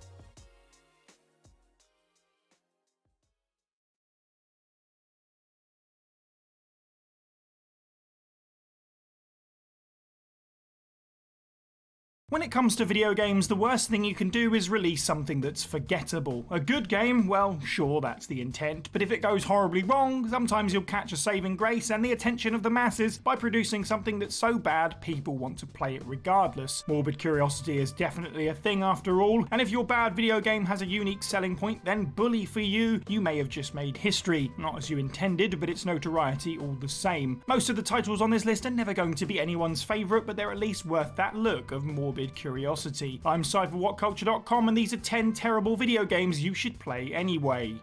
Number 10. Shadow the Hedgehog. In 2005, Sega decided to cash in on the popularity of Sonic's broody bro Shadow the Edgelord and give him his own spin-off. How would they separate it from any other Sonic game? Well, why not slap a gun into his hands and see what happens? I'm sure we can all agree that that idea was staring us in the face this whole time. Shadow the Hedgehog isn't the most broken of the Sonic games, that's for sure, but it definitely broke any semblance of sanity the series had at that point. Shadow spends his one and only titular release firing a variety of firearms, driving in tanks and cursing like an angsty teen. This one is worth playing for a couple of reasons. First of all, the game has a really cool system of morality-based objectives you can pick from on the fly in each stage. It plots out a course through the game's many stages based on these choices, meaning there are a lot of different possible playthroughs, and that's genuinely impressive. Mostly though, you need to play Shadow the Hedgehog just to understand how absolutely nuts it is. If you can make it through the opening cutscene with Shadow sneering with an automatic rifle in his hands without laughing, well, you're made of sterner stuff than me. Number 9. Shaq Fu. Shaq Fu sort of cultivated its own legend around its lack of quality, even if it wasn't very mediocre. Being released following the home debuts of Super Street Fighter 2 and Mortal Kombat 2, it never stood a chance. So hated was basketball star Shaq's foray into video games that a group of players decided to do something about it and made it their goal to spread the gospel of destroying as many physical copies of the game as possible. Shaq Fu has spent so long being included in every list of the worst games of all time that people seem to be groomed into instinctively shuddering when they hear the name. It may well be terrible, but it's not the black hole of creativity that the legend makes it sound. It has a consistent visual design and is decently well animated, so props for that, but admittedly that doesn't save it from being slow, shallow and absolutely paling in comparison to its peers. Regardless, it's now part of the great tapestry of gaming because of its extreme reaction, so in many ways it's worth taking a look at just for that alone. Plus, if you can get your hands on a copy, you can oppose the Destroy Shaq Fu regime and preserve this odd piece of gaming history. Number 8. South Park. South Park, at the height of its popularity, was a juggernaut for merchandising and tie-ins. As such, South Park needed to have a game out, and it needed to have it out fast. Using the Turok engine of all things, South Park's first video game outing was a straightforward first-person shooter that contained much of the series' character and potty-mouth sensibility. The reality of the situation is that since it was so rushed out into public hands, South Park is ugly and limited in its scope. Levels are monotonous, as is replaying the whole thing if you die due to a lack of checkpoints, and the game has a serious lack of music and voice-over variety. variety. On top of this, the ghastly short draw distance to try and hide its blemishes made it unbelievably boring to look at. All that said, the South Park game is as inventive as the show, and its sense of humour definitely offers a few chuckles. Whilst the campaign is forgettable, South Park did ship with multiplayer, which allows players to concentrate most on what the game did best, which was its variety of silly weaponry, from toilet plunger firearms to the cow launcher. There is definitely still fun to be had in selecting your favourite foul-mouthed kid and embarrassing your friends by pelting them with yellow snowballs. Ah, youth. Number 7, Goat Simulator. This one is a little different in that the beauty of Goat Simulator is that, being a spoof of the growing sim genre, it was intentionally made a little badly. Developer Coffee Stain Studios had no qualms allowing physics glitches and such to get through the code to provide the kind of entertainment that we all get from watching a game world appear to fall apart. Nothing about Goat Simulator should be right. There's no story, no set objective, nothing of the sort. Its physics don't make sense, its presentation is a mess, and yet it was destined to go viral. On the great face of video gaming, with all of its glorious AAA successes, Goat Simulator is the cheeky pimple that cropped up overnight. Want to become the world's best skateboarding goat? Would you rather ingest sugar cubes and get psychedelic? Perhaps you're more into sneaking up on people and pushing them to their doom. All of these and so much more are at your fingertips in the game's ridiculous open world. It was never going to win any fancy schmancy awards, but Goat Simulator reminds us that all video games don't always have to be cinematic or high art. Sometimes it's just enough that they make us smile, and terrorising a town as a demonic goat sounds like something that could make just about anyone smile. Number 6, Pepsi Man. The guys down at Pepsi headquarters back in 1999 must have had a very wonderful, idealised view of things. With their mascot, superhero Pepsi Man, all crises can be averted. One such crisis is stopping a riot breaking out because of angry consumers upset about a late Pepsi delivery, even though, come to think of it, Pepsi Man's gameplay shows cans of the drink just lying around all over the roads in various real-life cities. Well, that seems like an accident waiting to happen. Pepsi Man is a cheap licensed product designed more to sell you fizzy drinks than to blow you away with its deep gameplay. As such, don't expect more than alternating level to level between running away and running towards the camera, and trying your hardest to avoid obstacles that come out of absolutely nowhere. Also, don't think too hard about the fact that the citizens of this world have built an entire city called Pepsi City as a shrine to their beloved soft drink. The gameplay may be boring, but it's also ridiculous that it's pretty hard to hate. It's debatable whether Pepsi Man's live-action cutscenes and strange portrayal of American culture is meant to be funny, but there's definitely laughs to be had at the lunacy of it all. Number 5, Resident Evil Gaiden. Did you know that at one stage Resident Evil was being ported to the Game Boy Color? That project didn't ever finish because the task at hand was too great for the hardware, but it didn't stop Capcom from wanting to drop their horror series into the hugely popular handheld gaming space. Resident Evil Gaiden is often pointed and laughed at from a distance, and perhaps quite rightfully so. It's a strange mix of top-down exploration and, of all things, a first-person timing-based battle system that's got more in common with the likes of Undertale than modern Resi. The music is tinny, the plot is nonsense, and the game has a god-awful save system that chooses for you when to save your progress. But it has this undeniable charm to it as well. The fixed camera Resident Evil formula of the time was never going to work on a Game Boy, so props to Studio M4 for coming up with a different approach. Better yet, it's one that surprisingly manages to retain some classic Resi staples in trying to run past enemies to conserve your limited ammo and backtracking to areas with your new key. That's about where the similarities to the core series end, but very few gaming franchises that are still going strong today have curios quite like Resident Evil Gaiden. Number 4, 50 Cent, Blood on the Sand. 50 Cent Bulletproof was an absolute travesty of an action title that not only did nothing we hadn't seen before, but it barely got the essentials correct either. So how exactly Mr. Curtis Jackson got a sequel is beyond belief. 50 Cent Blood on the Sand is again an almost completely generic affair that uses all the most popular tricks in gaming of the time: vehicular combat, a ton of guns, chest-high walls, and of course slow motion bullet time action. Its storyline was no less shallow than its gameplay either, essentially boiling down to "that bitch has got my money." Charming. The most offensive thing about Blood on the Sand, however, it's actually rather fun. It's pompous and stupid, but there is joy to be had in the ridiculousness of playing as 50 Cent slow-mo mowing down terrorists in the Middle East. These kinds of cover-based shooters were a dime a dozen for a long time, but only one of them allows you to activate Gangster Fire, team with a G unit, and listen to original music that 50 Cent had written just for the game. Oh, it did do one thing unique. You can get extra points from taunting your opponents with profanity after they die, and these can be traded in for new swear words. You know what? I take it all back. This is a surefire 10 out of 10. Number 3, Ark Survival Evolved. The survival genre is at its best when it can get its hooks into you and 100 hours fly by without you realising it. Who amongst us hasn't suddenly had the "oh, it's 3 AM" moment when we played Minecraft? Ark Survival Evolved takes the relatively calming and straightforward nature of Minecraft and throws it out to sea. Its realistic demands and deep mechanics require gamers to play carefully and plan ahead as they attempt to survive a world that is currently populated by over 150 different, largely dangerous and often prehistoric creatures. Ark is not an easy game to get into. It doesn't embrace new players from a gameplay perspective, nor the fact that the game is absolutely busted. All the classics are here: unreliable AI pathfinding, awful collision detection, and horrendous lag. At this stage, the bugs are so deeply embedded into the game that most of them are never coming out. The reason you should play it? Well, Ark is a damn fine cooperative experience, whether you're fighting against the dinosaurs or the game itself. After all, misery breeds company, and while some of the bugs are frustrating, many weird occurrences offer unique gameplay experiences. Remember that time I climbed a saber-toothed tiger into the sky is not something you can say about many games. Number 2, Darkened Sky. Darkened Sky is about as average a game as you can get. A 2002 third-person adventure title that stars hero Sky exploring a fantastical setting looking to restore magic, light, and rainbows to her world. Its action is bland, its puzzles are horribly cryptic, and its platforming is painful. Still, it's got a very kooky sense of humour, lead characters often quip sarcastically between each other, and the fourth wall is broken so many times that it might as well not be there. Any other reason to play it? Well, with most video games that are licensed, like the aforementioned Pepsi Man, you know pretty much immediately, but Darkened Sky, the rogue that it is, doesn't have the company logos emblazoned on the box, nor does it really hurry to reveal the truth that it is in fact a licensed product. In one of gaming's most surreal moments, Darkened Sky goes from a relatively blasé action-adventure into a total head-screw when Sky bends down to pick a Skittle up off the ground. Yes, a Skittle. The dark secret of Darkened Sky is the moment you realise that the magic system in the game is all based on brightly coloured candy. It doesn't make Darkened Sky any more an exciting gameplay experience, but I can't think of any other games where your spells are powered by sweets, so it's got that going for it. And number 1, Big Rigs over-the-road racing.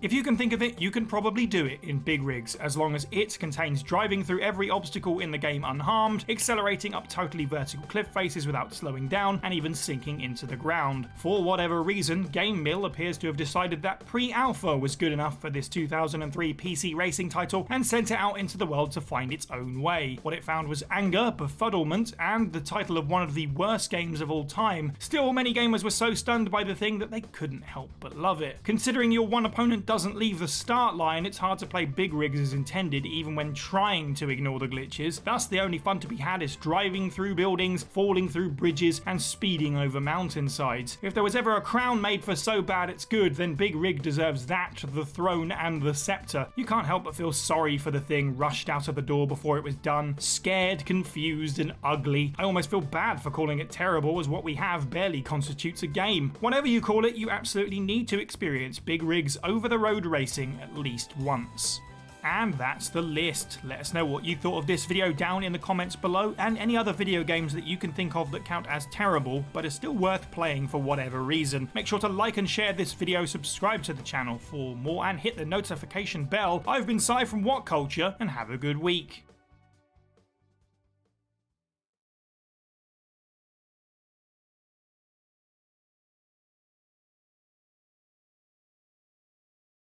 The video game industry may be littered with cliché stories about gun-toting heroes saving the world from flesh-eating zombies and alien invasions, but there are some truly deep, meaningful tales told in this medium too, and it's often easy to not fully get them at first. I mean, there's no shame in it, I'm as bad for it as anyone, but with this in mind, I'm Josh from WhatCulture.com, and these are 7 ambiguous video game endings you're totally getting wrong.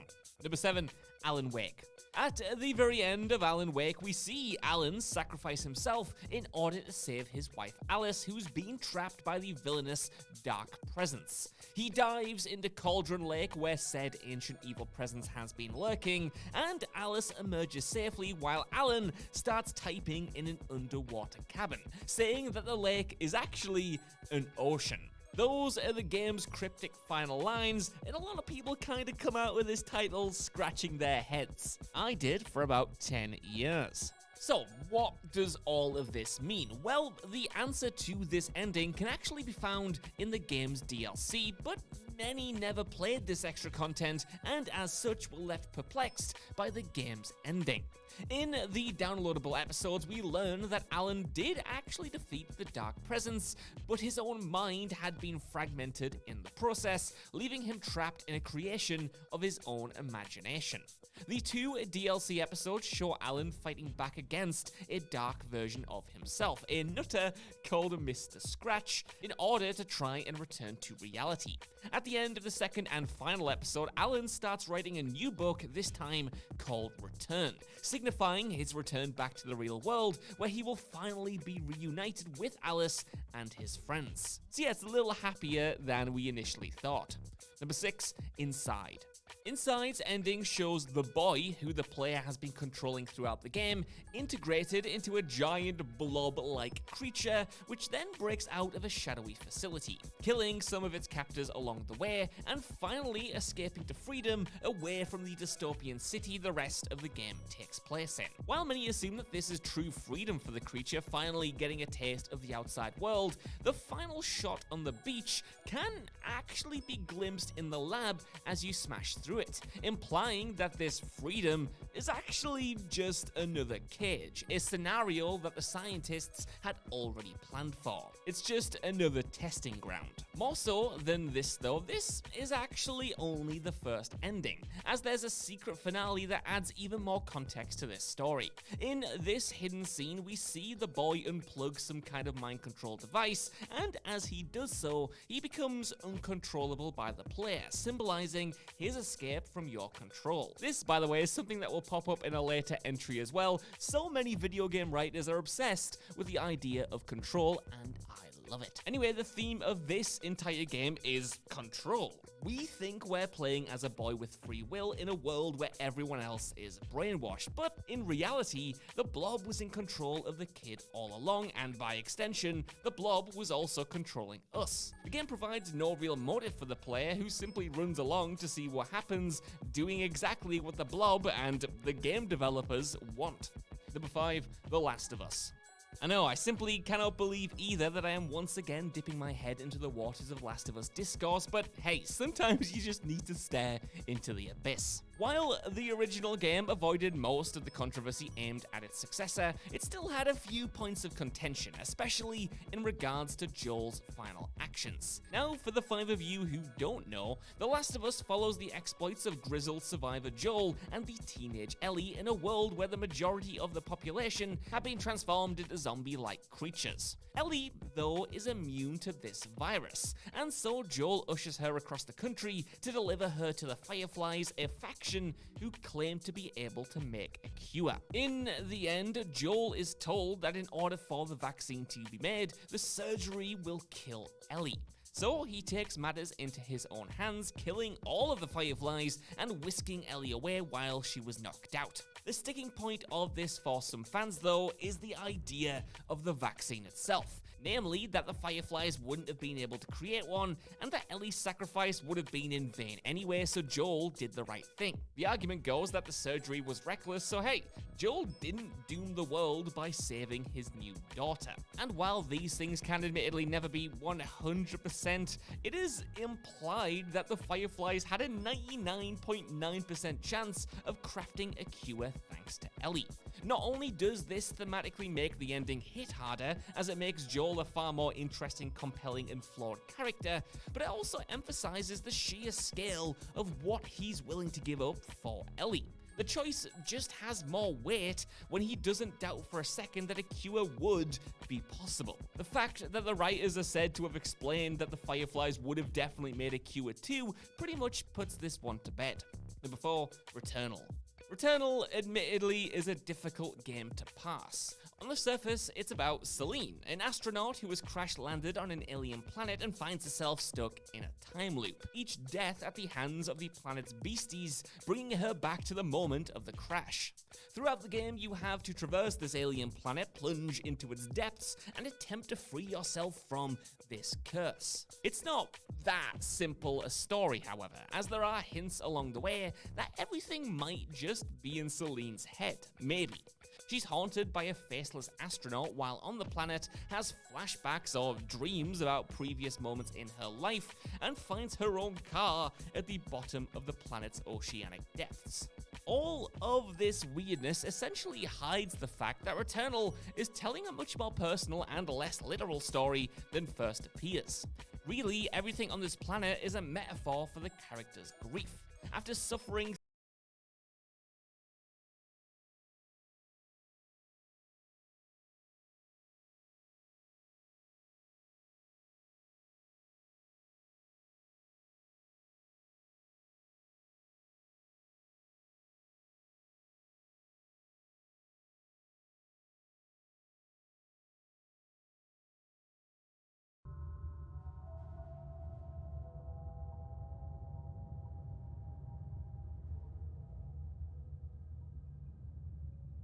ये आजकल महल तो माड़ी हरकतां तो ध्यान रखी जी जनाब ਜਦੋਂ ਮੈਂ ਵੇਖਾਂਗਾ ਅਲਾਰਮਾਂ ਬਜਾ ਦਾਂਗਾ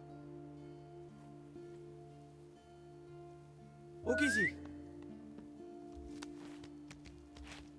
अस्सी घुसपैठ करके गश्त बढ़ाई है ਰਾਜਾ ਨੂੰ ਵੀ ਚਿੰਤਾ ਹੋ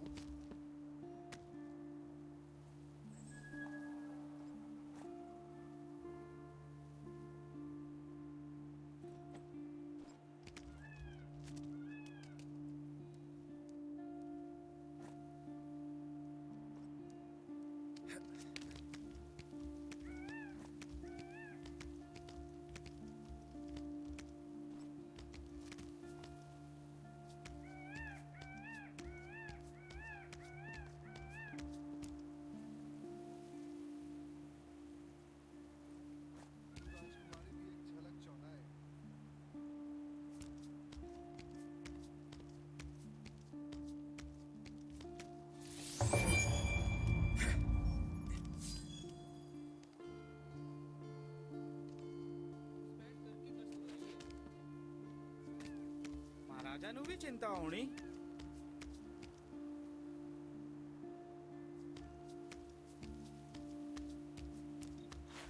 ਘੁਸਪੈਠ ਵੱਧ ਕੇ ਹੋ ਰਹੀ ਹੈ ਅੱਜਕੱਲ ਮਹਿਲ ਤੋਂ ਮਾੜੀ ਹਰਕਤਾਂ ਤੇ ਧਿਆਨ ਰੱਖੀ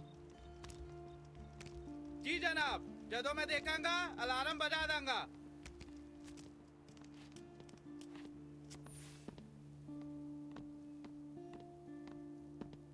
ਘੁਸਪੈਠ ਵੱਧ ਕੇ ਹੋ ਰਹੀ ਹੈ ਅੱਜਕੱਲ ਮਹਿਲ ਤੋਂ ਮਾੜੀ ਹਰਕਤਾਂ ਤੇ ਧਿਆਨ ਰੱਖੀ ओए रुक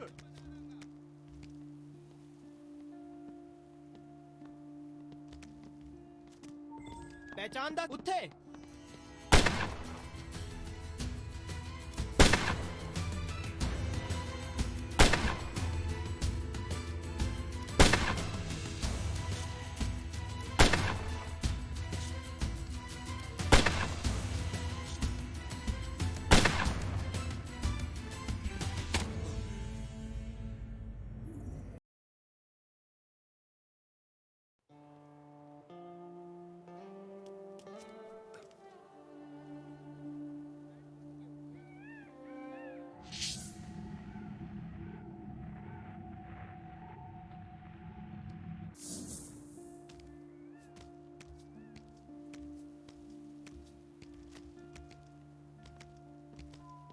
घुसपैठ करके गश्त बढ़ाई है ਮਹਾਰਾਜਾ ਨੂੰ ਵੀ ਚਿੰਤਾ ਹੋਣੀ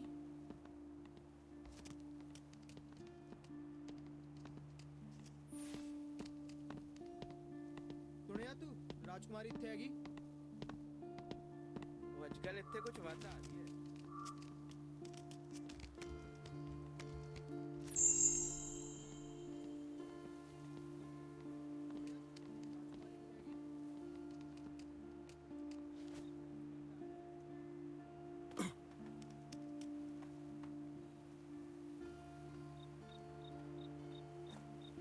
घुसपैठ करके गश्त बढ़ाई है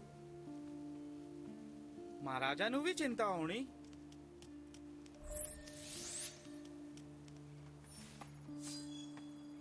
ਉੱਥੇ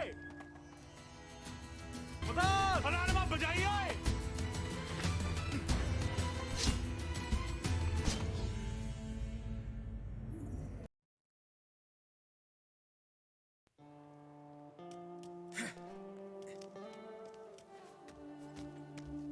ਤੂੰ ਰਾਜਕੁਮਾਰੀ ਇੱਥੇ ਹੈਗੀ ਉਹ ਅੱਜਕੱਲ ਇੱਥੇ ਕੁਝ ਵੱਧ ਆ ਰਹੀ ਹੈ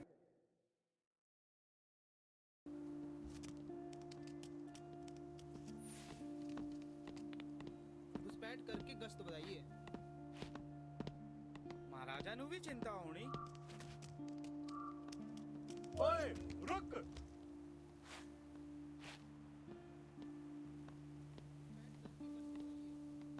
कित्थे गए सारे ਕਾਤਿਲ ਓਏ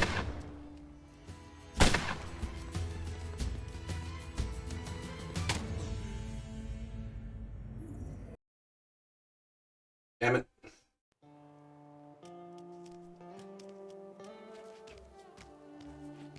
ਸੁਣਿਆ ਤੂੰ ਰਾਜਕੁਮਾਰੀ ਇੱਥੇ ਹੈਗੀ ਉਹ ਅੱਜਕੱਲ ਇੱਥੇ ਕੁਝ ਵੱਧ ਆ ਰਹੀ ਹੈ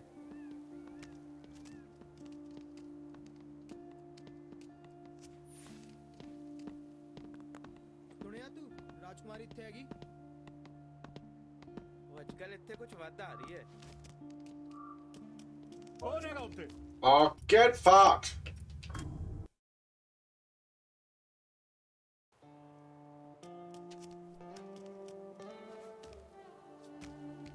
ਸੁਣਿਆ ਤੂੰ ਰਾਜਕੁਮਾਰੀ ਇੱਥੇ ਹੈਗੀ ਉਹ ਅੱਜਕੱਲ ਇੱਥੇ ਕੁਝ ਵੱਧ ਆ ਰਹੀ ਹੈ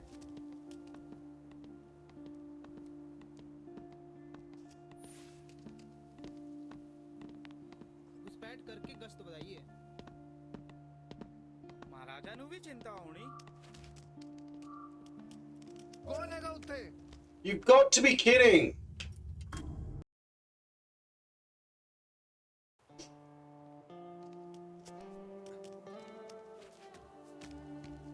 घुसपैठ ਵੱਧ ਕੇ ਹੋ ਰਹੀ ਹੈ ਅੱਜਕੱਲ ਮਹਿਲ ਤੋਂ ਮਾੜੀ ਹਰਕਤਾਂ ਤੇ ਧਿਆਨ ਰੱਖੀ ਜੀ ਜਨਾਬ ਜਦੋਂ ਮੈਂ ਦੇਖਾਂਗਾ ਅਲਾਰਮ ਬਜਾ ਦਾਂਗਾ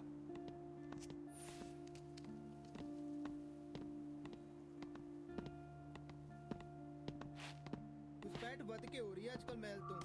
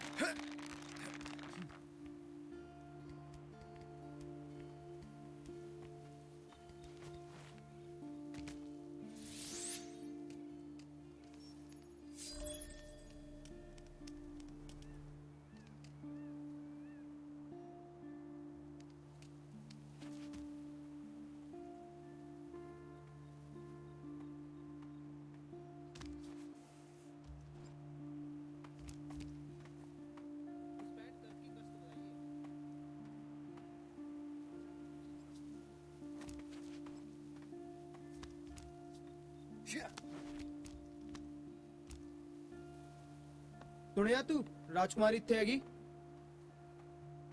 अजकल इत्थे कुछ वध आ रही आ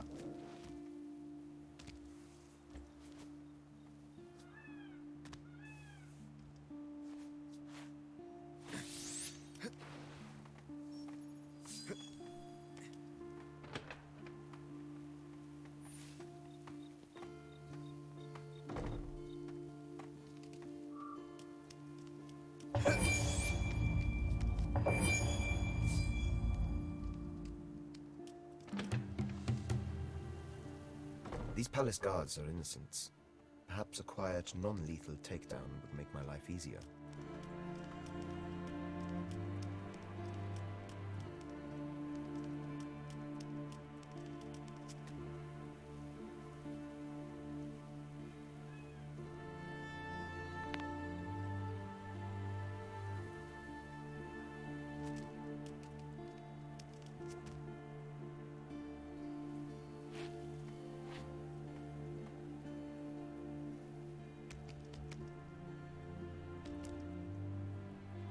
ਕੀ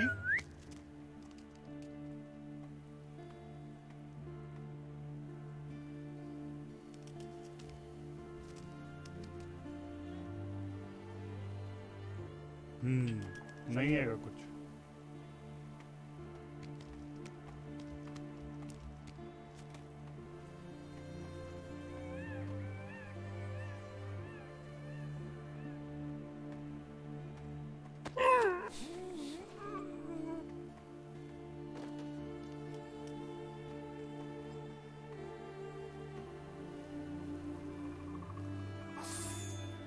Got it.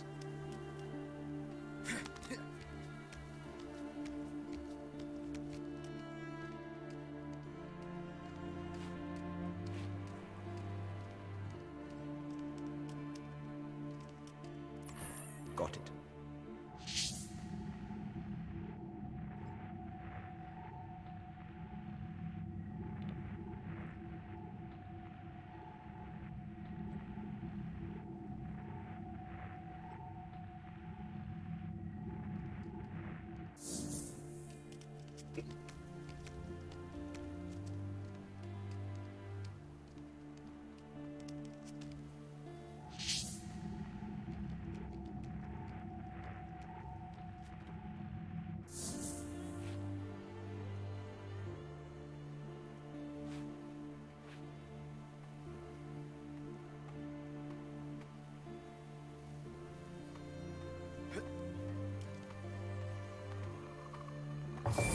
Got it.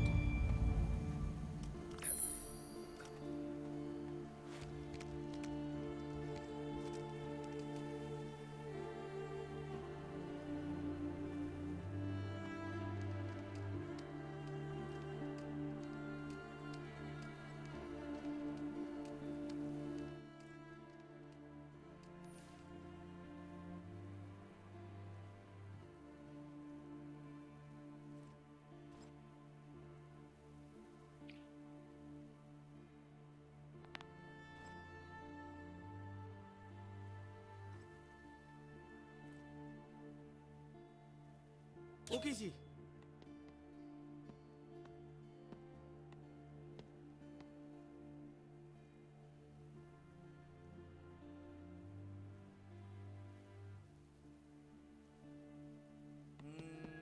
नहीं हैगा कुछ.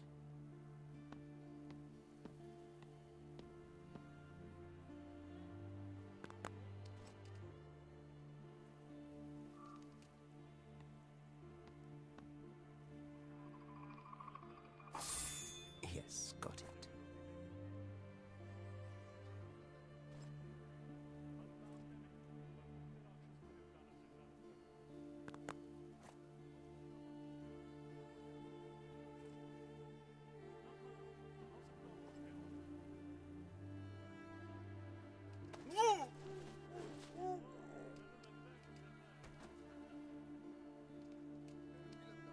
कितने सिपाही महाराजा ने लाए होने थे?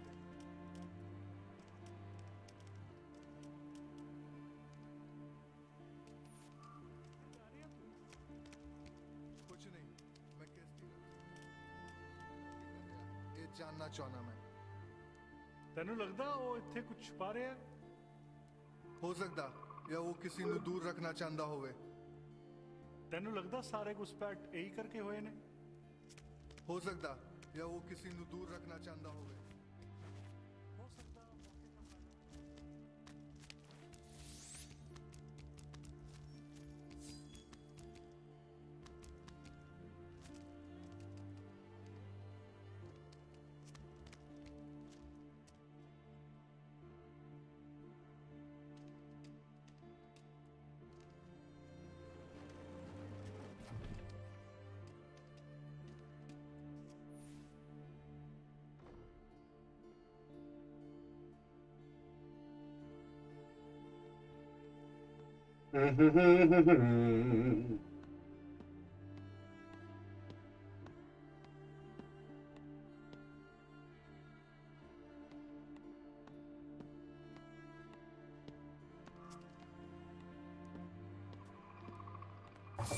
Got it.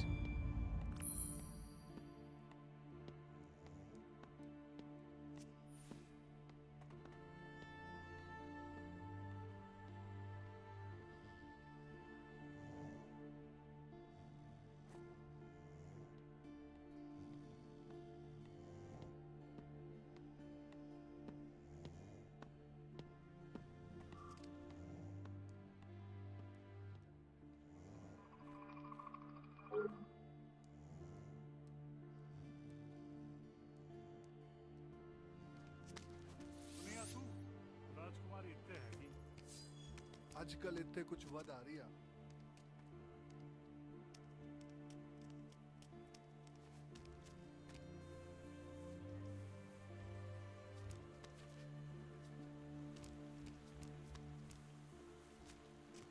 I need supplies. These guards should have plenty.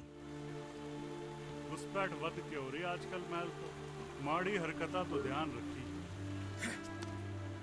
जी जनाब ਜਦੋਂ मैं देखांगा अलार्म बजा दूंगा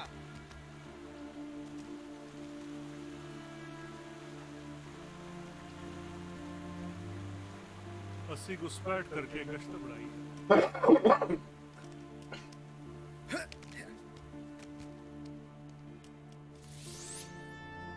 I need to find a way up there.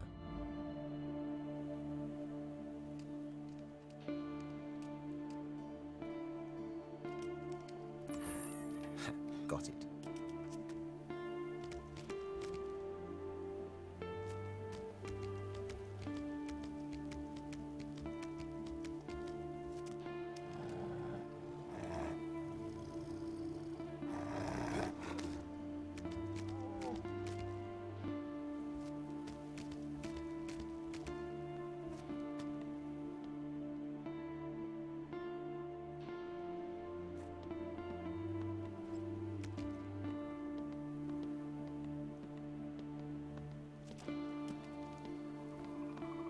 कौन है कातिल होए Crap.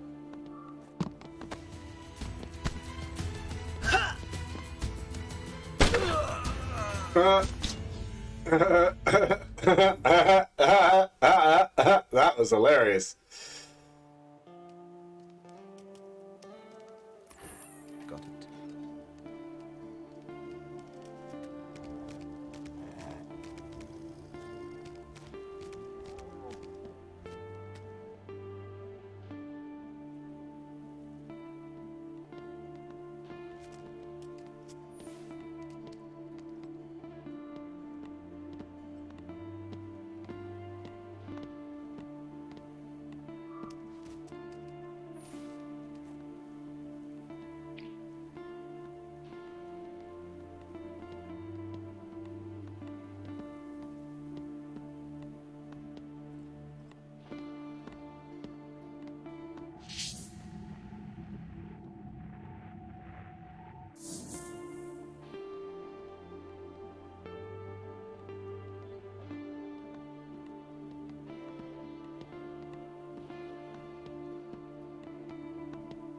की पहचान दस कातिल है Crap. इत्थे आए उत्ते कातिल होए What just happened? What just happened?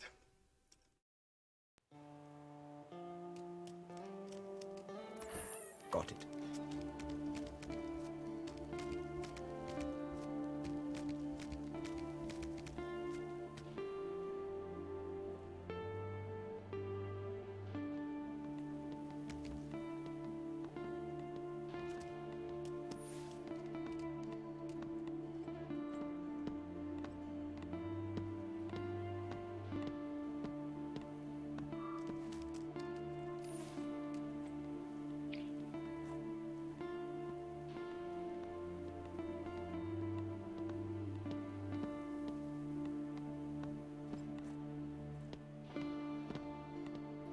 Okay C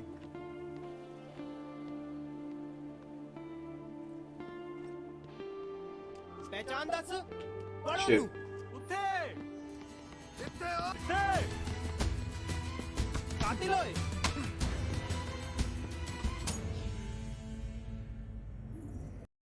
Crap. Come on. Got it.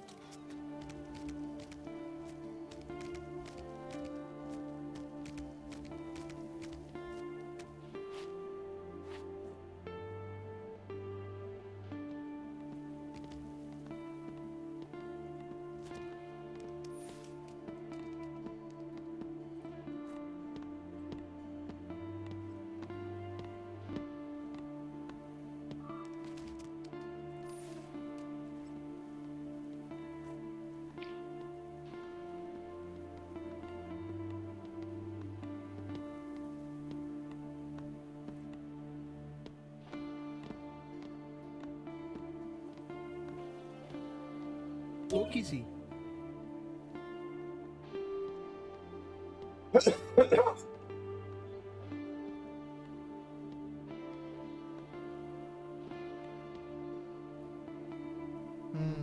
नहीं आएगा कुछ।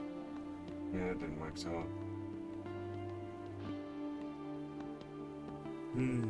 नहीं आएगा कुछ।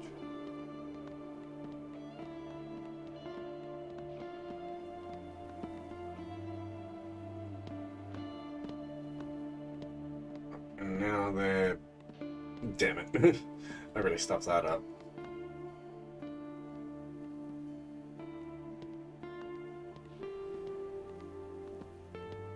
Yeah, restart channel.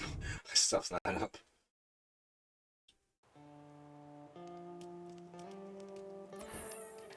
Got it.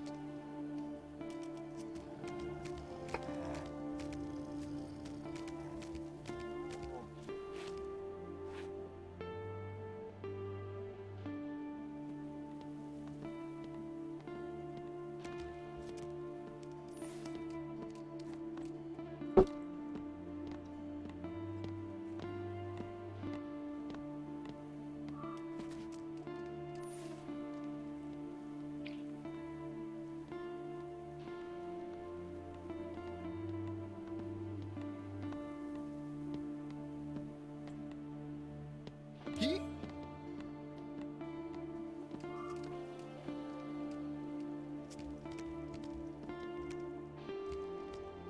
Follow no! Crap. That didn't work.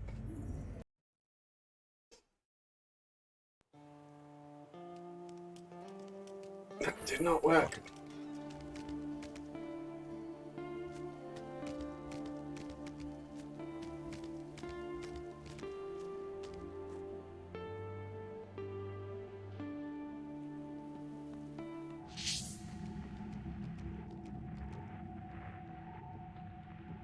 Oh, so I can take him down.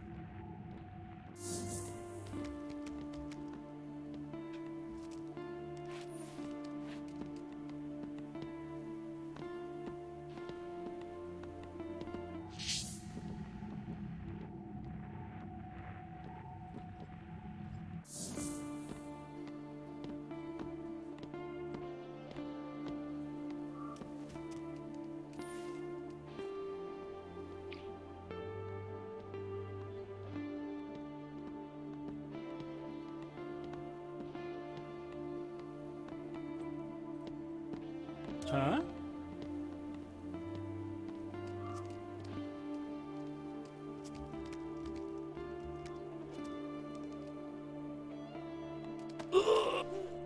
She didn't have to.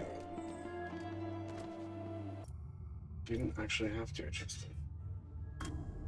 Oh my god, what? Hello? I've got some news. Well,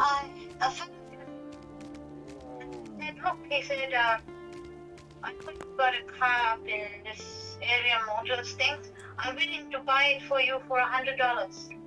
yeah, that's probably the best you can get. So I said, well, it's fine with me. So I said I'll pick it up tomorrow. Okay. That sounds okay. Yeah, you're probably not going to get any better for it.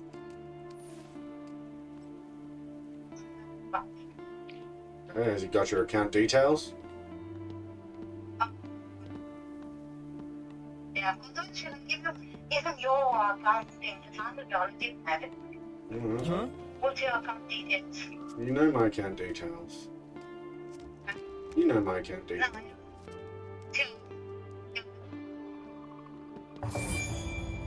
Got it.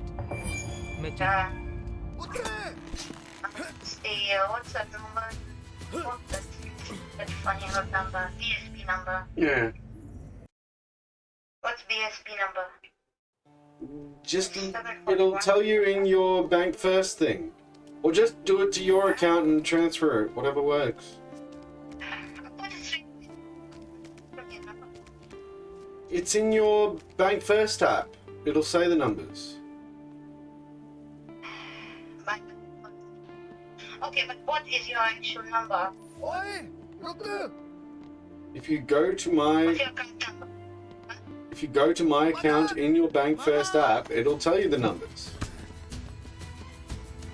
Okay, I'll bring you back in and see if I can get that. You said back for that. Yeah, hold on, I'll call you back. Alright.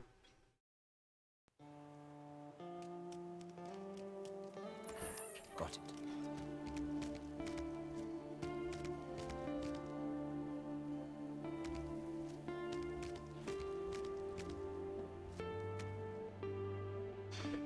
Bloody hell, and also bloody hell. Oh. Whoops, that was almost a big mistake.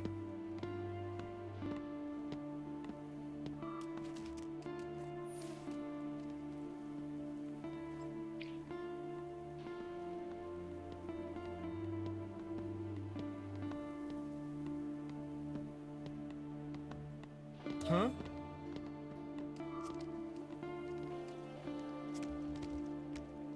पहचान दस इतने Oh! I'm so close.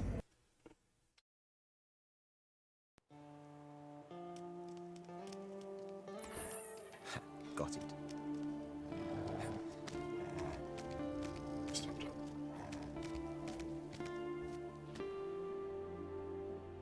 Come on. I swear I could take this guy out without taking him down.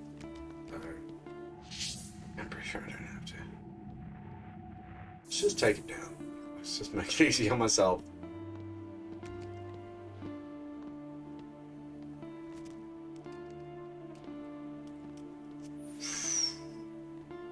Lucky.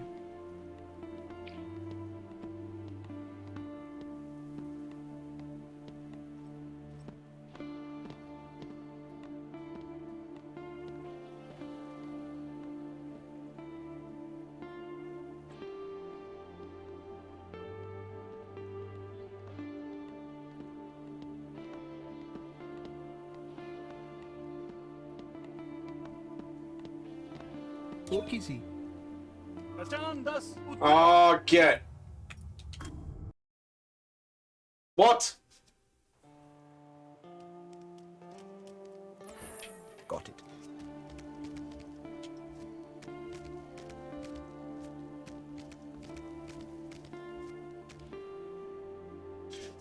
I just realized the voice of what's his name? Abaz? I've forgotten his name. I think it's the voice of I think it's the guy who plays Mahinder in Heroes. I could be wrong about this.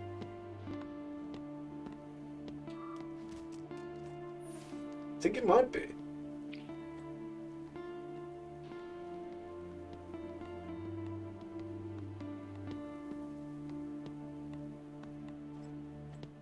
Ji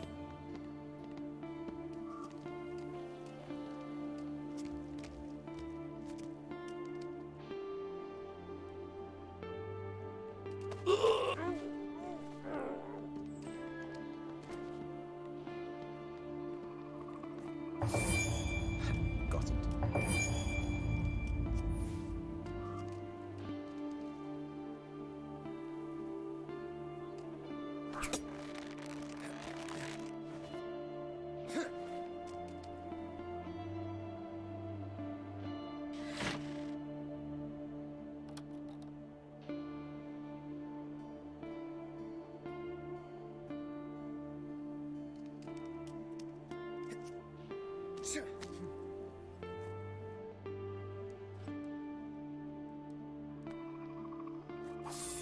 Got it.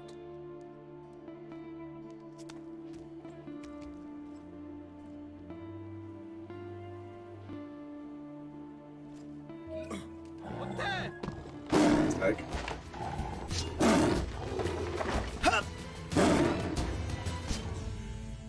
that was a mistake. Gonna have to go back to the start of that section, aren't I? Oh no, I'm not. Rising.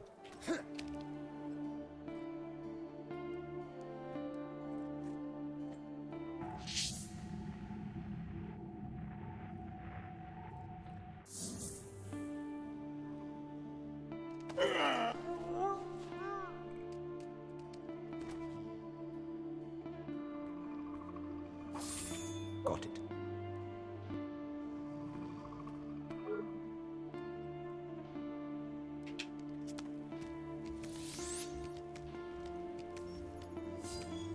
So I didn't need to take him down.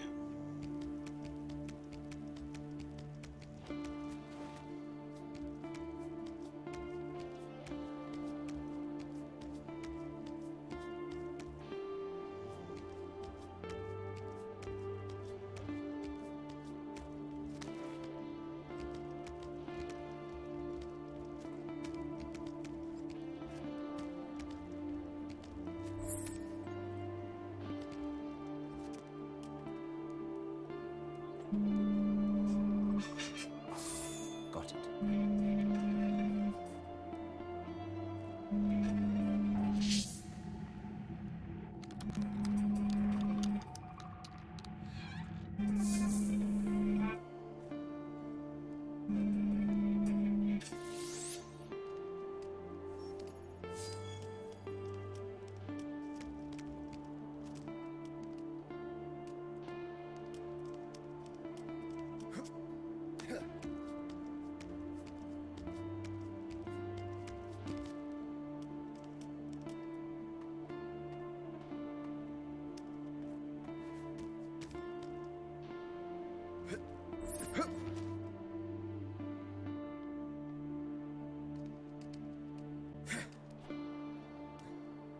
Still miss some.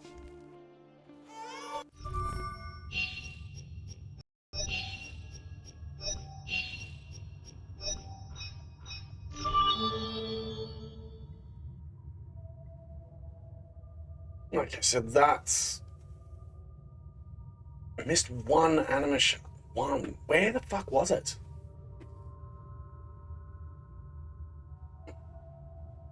Rude.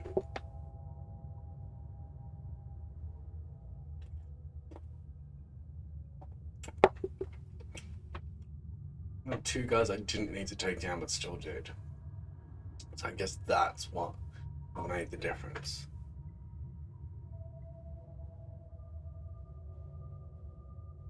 Yeah.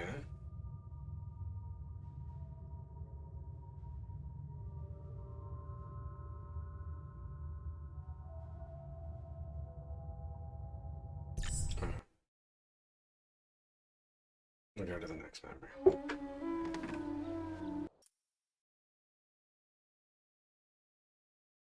I'm ready to do that. Steal documents.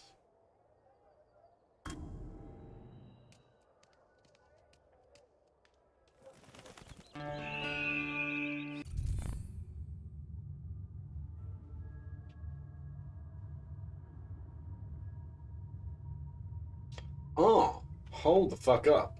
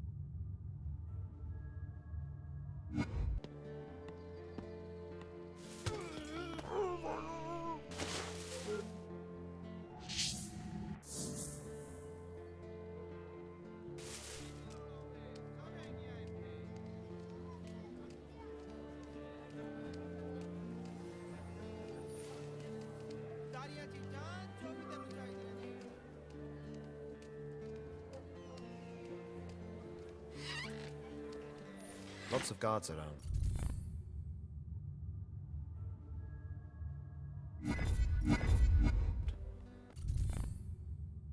I need to get to Amid before they do.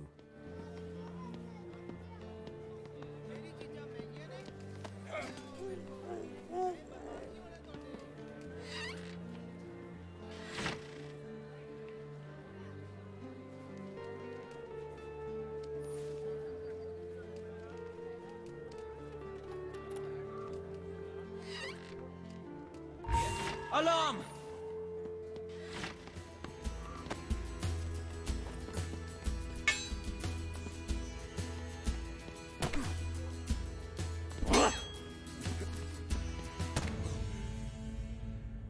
Hmm.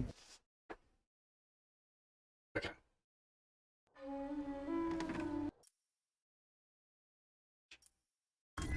Okay, so I know how to get. Oh, yeah.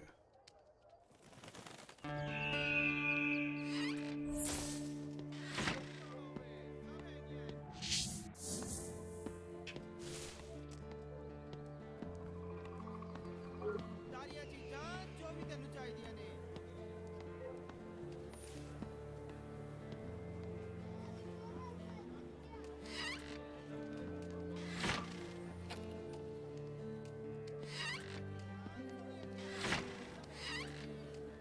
You stop. What? What are you talking about? Hmm? Here! Help! Crap. Reinforcements!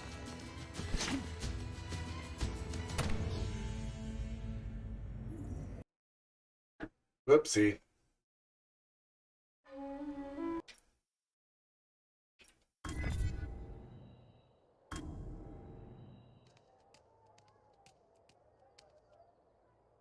You know what?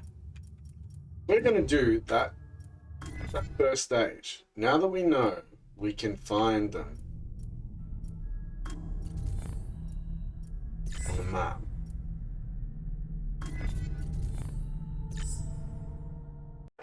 We're gonna do it again. I'm gonna do it perfect. You don't even need the drills. Secure.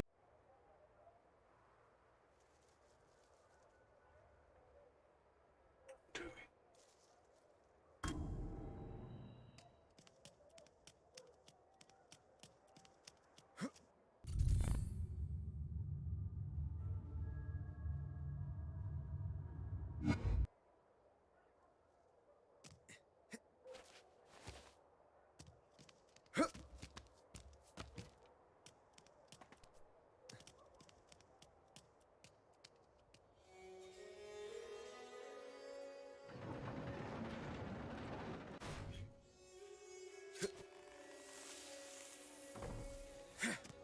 The gate is not guarded. This should be easy.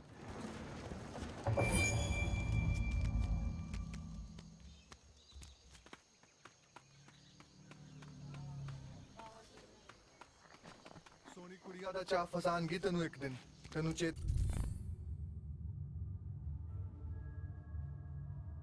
ਹੈ ਪਹਿਲੀ ਵਾਰੀ ਤੂੰ ਉਹਨਾਂ ਦੇ ਹੱਥ ਚੜਨ ਲੱਗਿਆ ਸੀ तेज आम है फड़ नहीं सकते मैनू मैं कातिल Whoops. Whoopsie.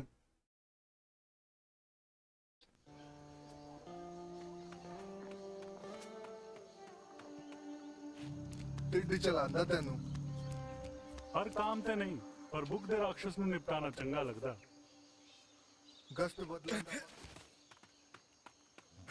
Sweet dreams. ਇੱਥੇ ਕੁਝ ਵਾਧਾ ਆ ਰਹੀ ਹੈ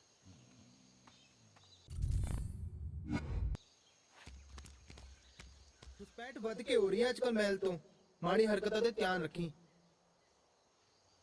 जी जनाब जदों मैं देखांगा अलार्म बजा दूंगा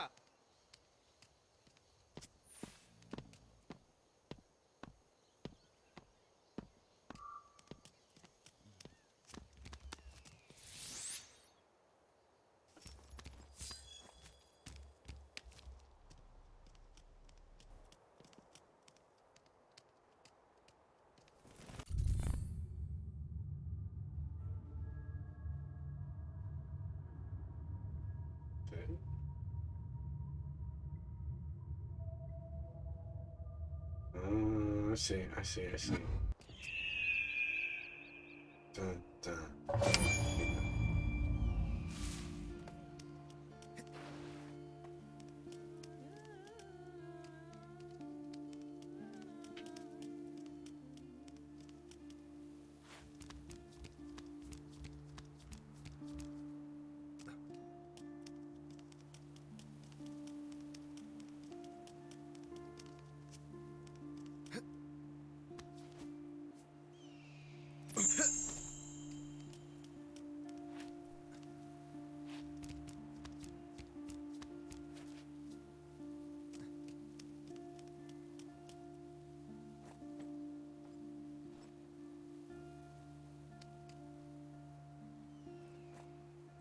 की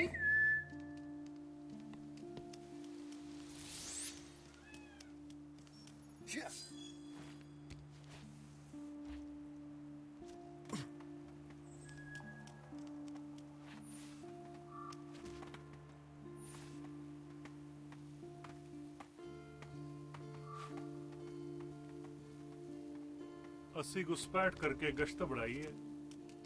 ਰਾਜਾ ਨੂੰ ਵੀ ਚਿੰਤਾ ਹੋ।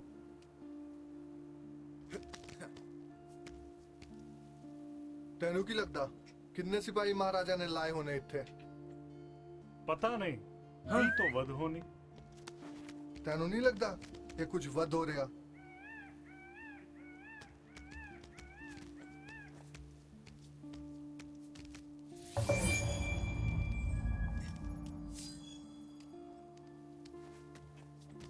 ਸੁਣਿਆ ਤੂੰ ਰਾਜਕੁਮਾਰੀ ਇੱਥੇ ਹੈਗੀ? ਉਹ ਅੱਜਕੱਲ ਇੱਥੇ ਕੁਝ ਵੱਧ ਆ ਰਹੀ ਹੈ।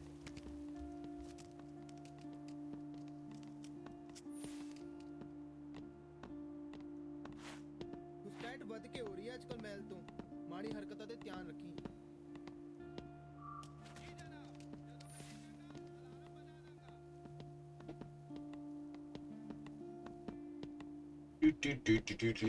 There's no one here.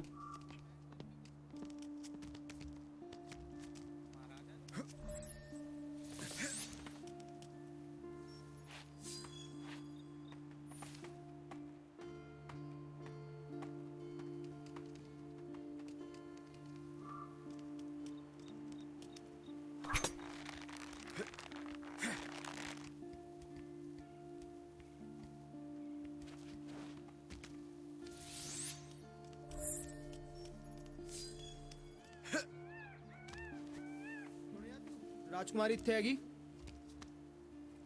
ਅੱਜਕੱਲ ਇੱਥੇ ਕੁਝ ਵੱਧ ਆ ਰਹੀ ਆ।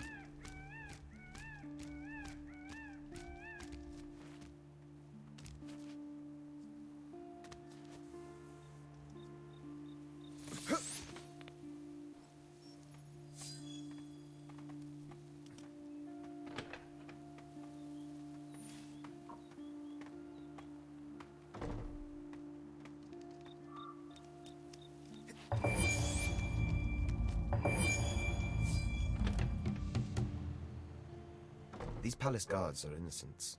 Perhaps a quiet, non-lethal takedown would make my life easier.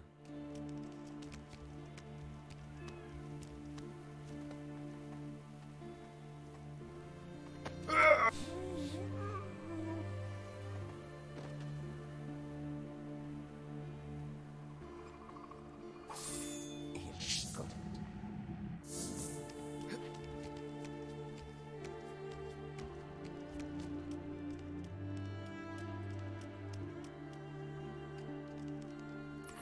Got it.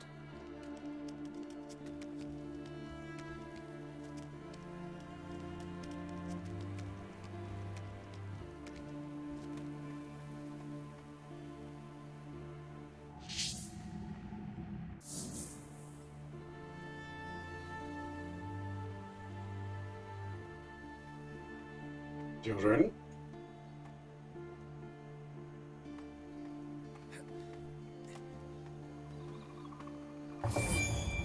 Got it.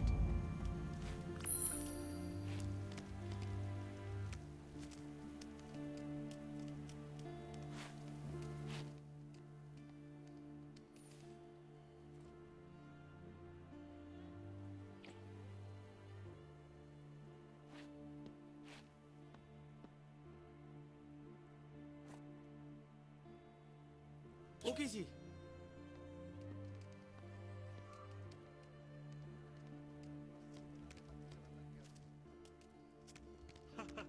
ਤੇਜ਼ ਆਮ ਹੈ, ਫੜ ਨਹੀਂ ਸਕਦੇ ਮੈਨੂੰ। ਮੈਂ ਕਾਤਿਲਾਂ ਨੂੰ ਵੀ ਸਿਖਾ ਸਕਦਾ। ਨਹੀਂ ਹੈਗਾ ਕੁਝ।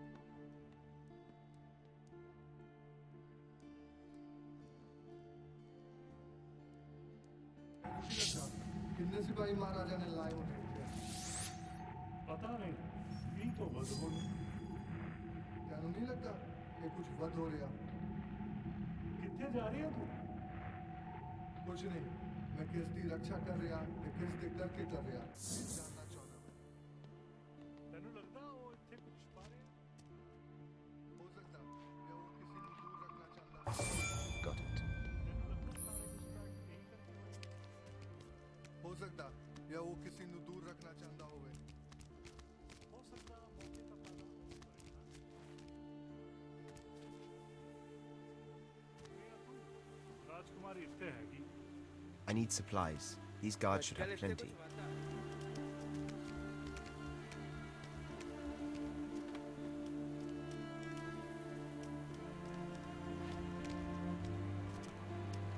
ਮਾੜੀ ਹਰਕਤਾਂ ਤੋਂ ਧਿਆਨ ਰੱਖੀ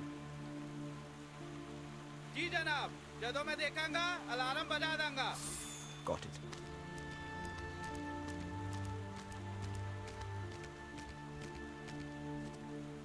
सुनिया I say. What you doing? I need to find a way up there.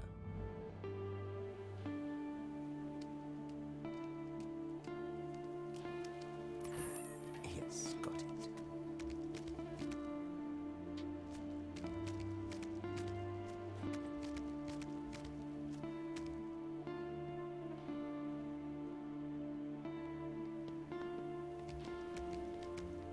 ਕੌਣ ਹੈਗਾ ਉੱਥੇ ਨਾ, ਨਾ। ਜਲਦੀ ਲਾ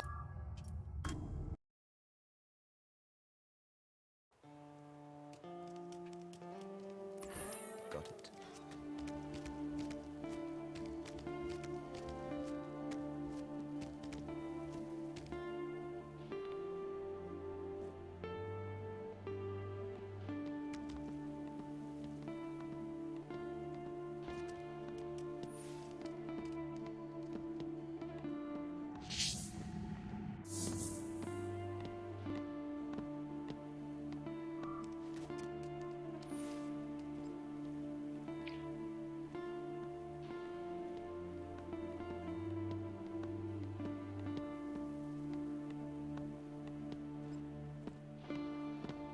ਕੀ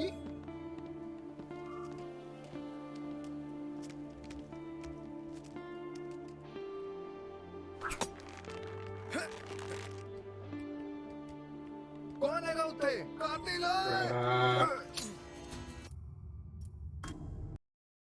Bug up.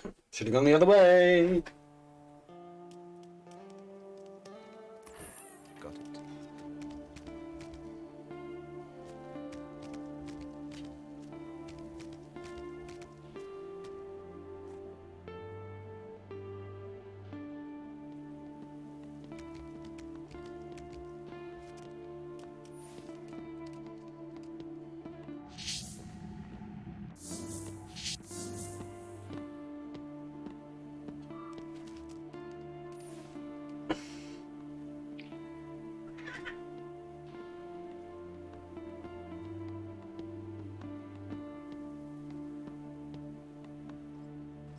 Ji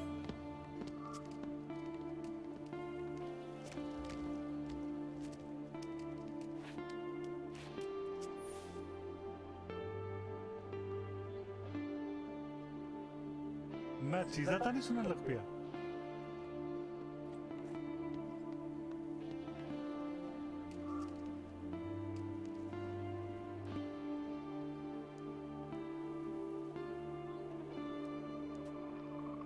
Yes, got it.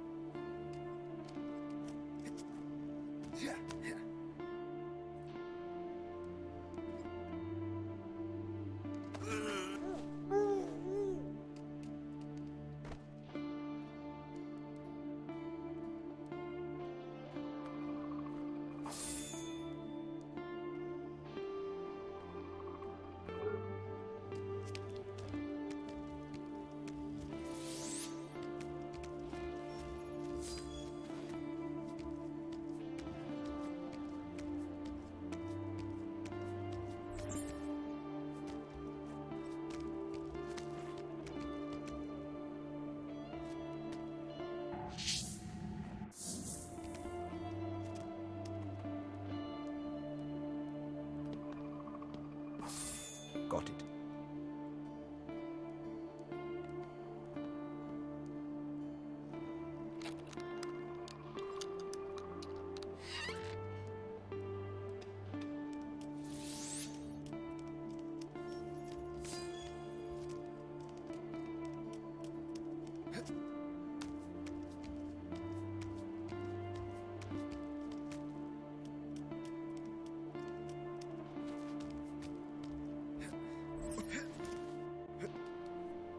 Yeah, boy. Perfect. Are you here to kill me, assassin?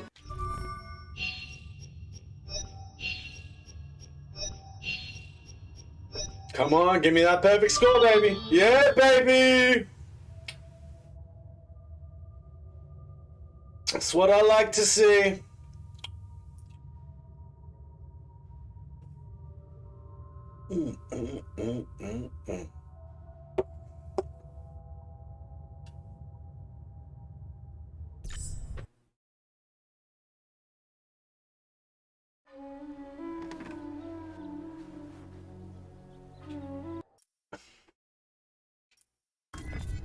Alright, let's see if I can get through this next stage before I have to go. Does it take me to get to?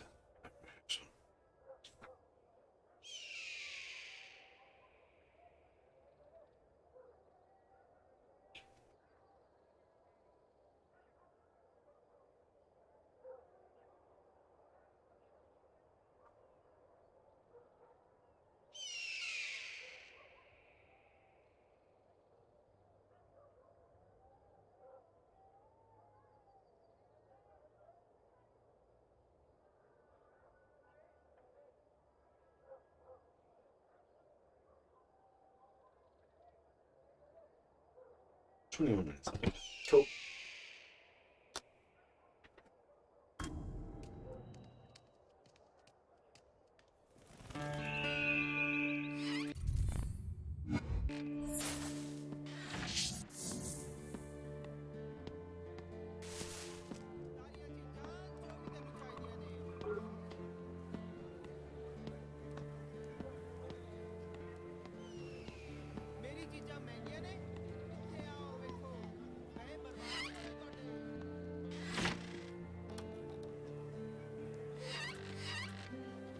Identify yourself. Oh, get fucked! You gotta be kidding.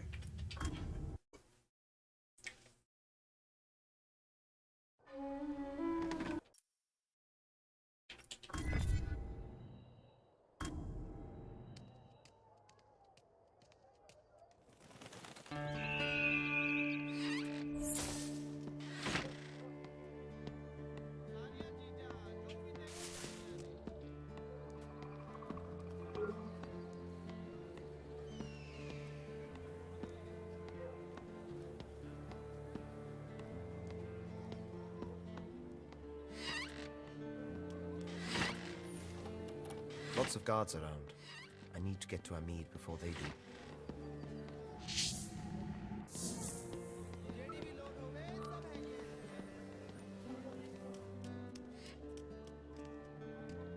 His name's Hamid or something. Hamid. Mentor of the assassin.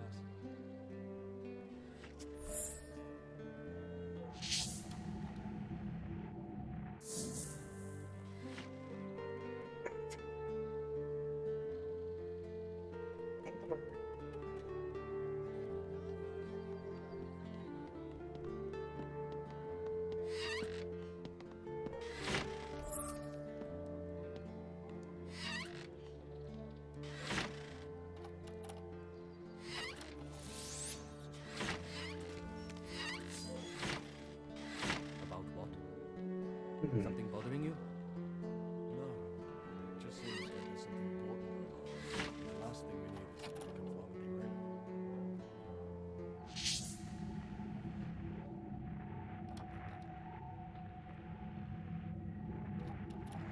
I've heard Captain Bones is personally leading the capture of that assassin mentor.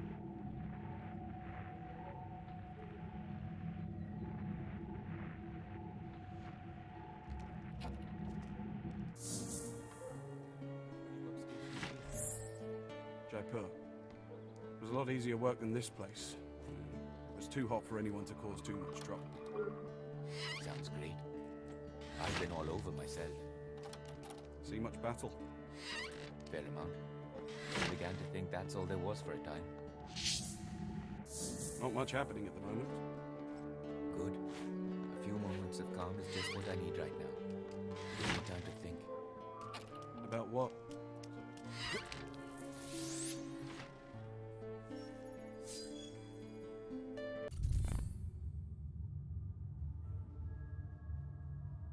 Hold up.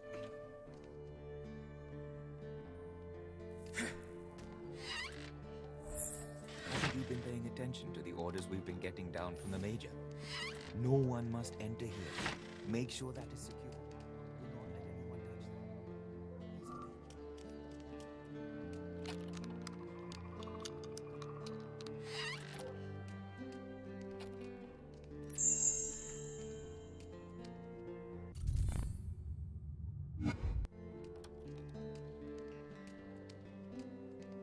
Plans have we? I will be right back.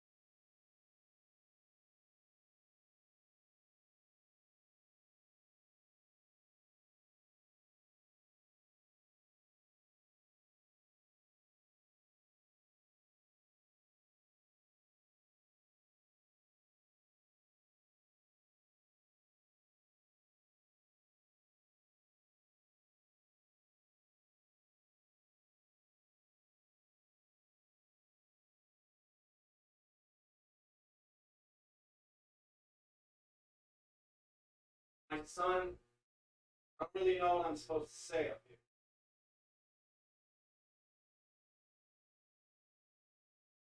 What my son died doing was disgusting.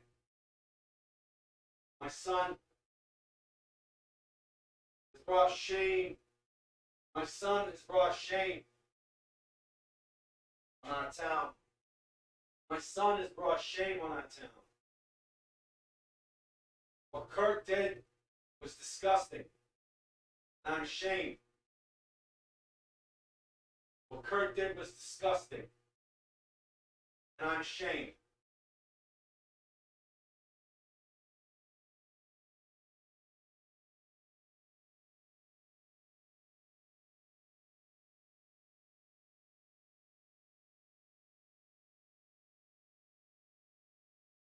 Okay.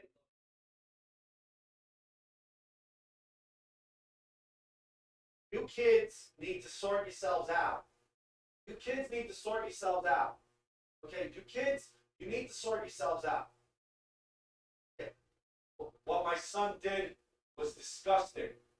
That, one hell of a fish. That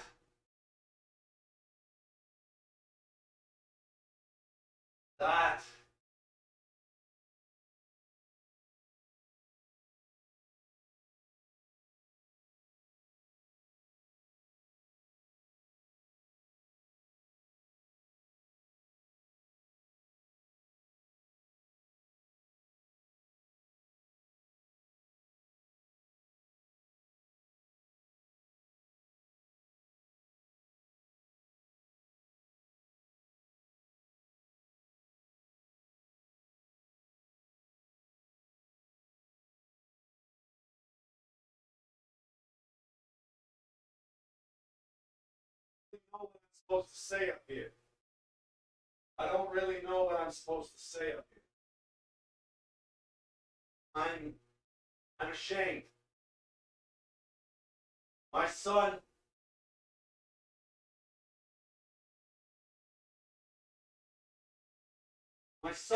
has brought dishonor. My son has brought dishonor on our town.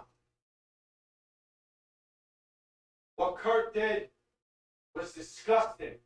What Kurt did was disgusting. What Kurt did was disgusting. What the hell are you talking about? What the hell are you talking about?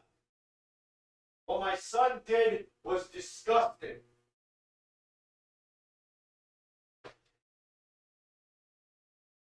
What my son did was disgusting.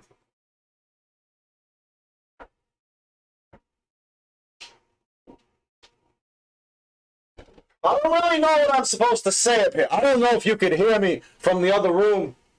But if you could, oh well. These things will happen. So deal with it. I've got to deal with things. What? Our salary is nothing. Oh crap. Not the way you Okay, that was Live for the day. That's what I say. The problem with this job is, well, that every day might be the last one. Go, go, go, go, go. Let's do it, okay? Let's get these things done. There's something. Who is he? What is he? He seems heavily armed. I don't like the look of that. I don't really like the fact that he's so heavily armed.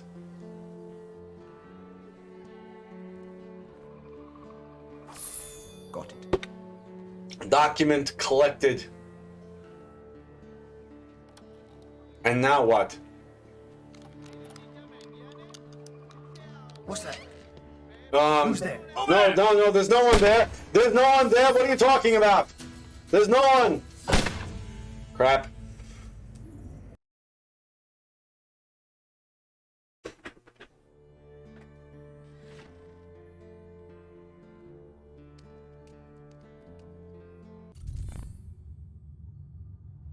I want to go down there because there's a chest down there. In that building, I would assume.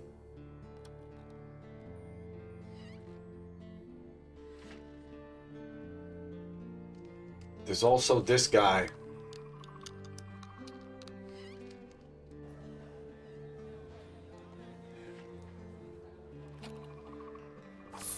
Got it.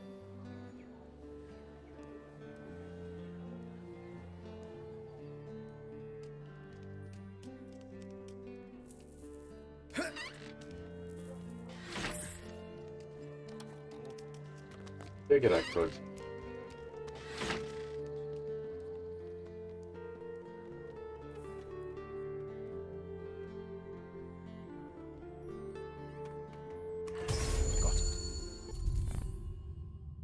Arbaz was first reluctant to accept Hamid's mentorship, believing that Hamid wanted to impose a new dogma onto him, before understanding the true values of the assassins, until he finally gave in and pursued his training willingly. His natural talents made him a valuable asset for Hamid. A few years later, when Arbaz became both his best spy and thief. Arbaz proved himself a talented fighter also, but he clearly preferred stealth and ruse to brute force. His recklessness was never completely gone, and more than once he endangered his missions by taking unnecessary risks. Just as Arbaz would do. Just as I do.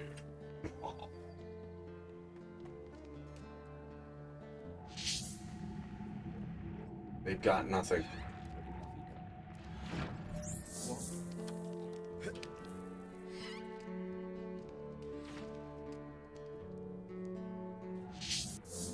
Okay, I've already stolen from him. How do I get past him?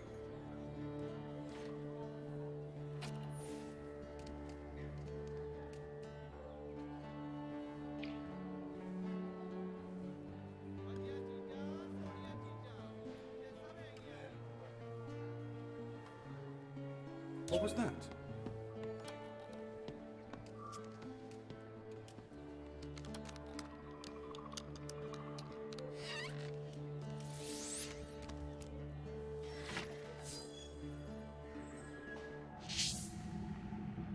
Okay.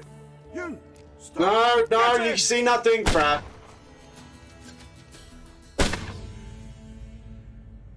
Shit.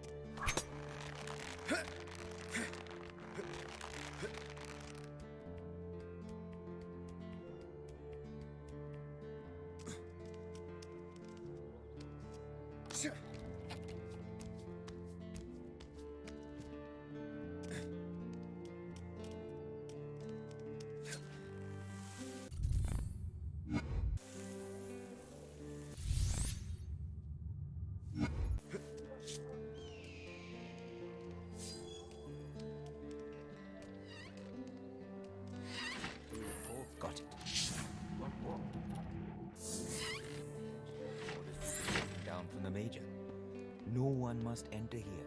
Make sure that is secure. Do not let anyone touch that. He's on edge, so something must be happening. Maybe it's just the heat. He doesn't deal with it very well.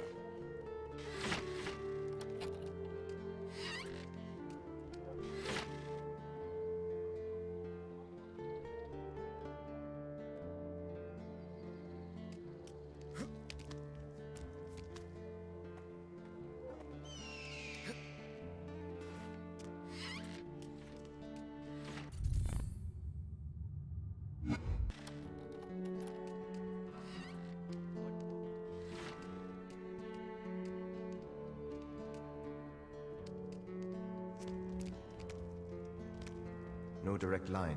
Perhaps I could bounce my chakram off the walls.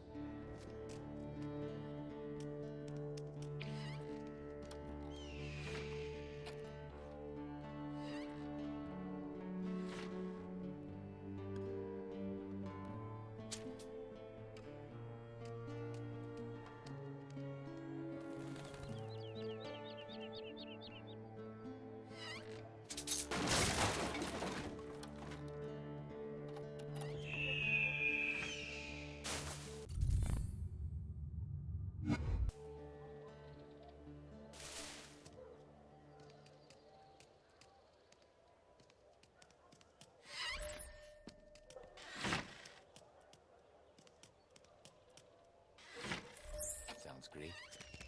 I've been all over myself. See much battle?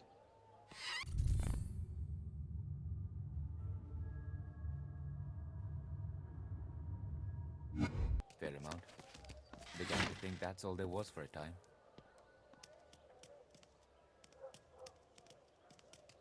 How long have you served? Got it.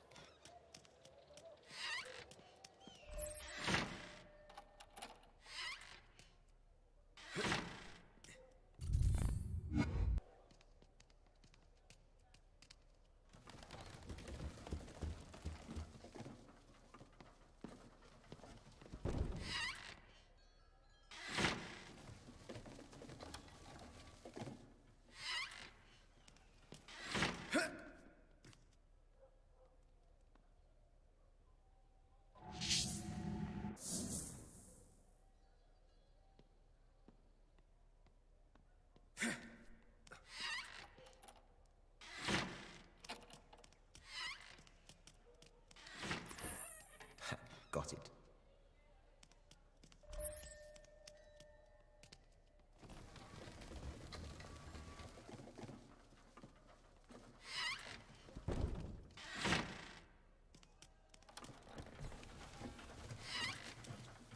Identify yourself. Get him!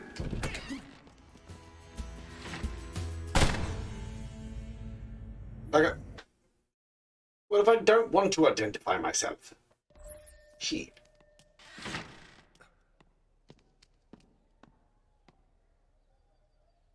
I'm sure I'm supposed to do.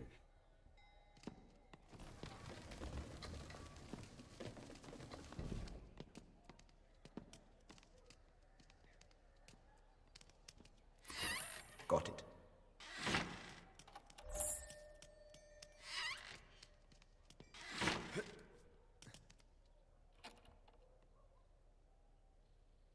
You saw nothing.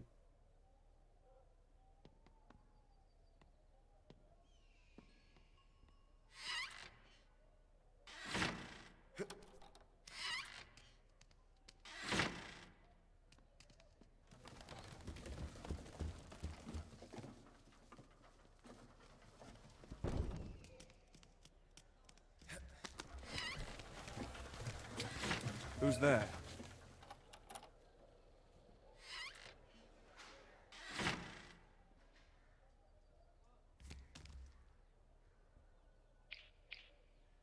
Where did they go?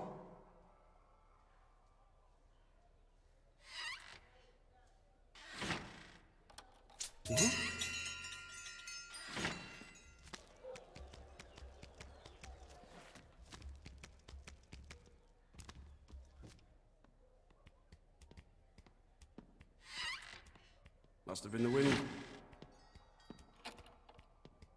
Did he really just say the line? Stop! No. You Get don't in! see anyone. Ah, you see someone. Miss me. Miss me.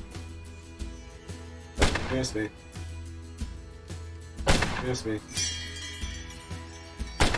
Miss me. Oh!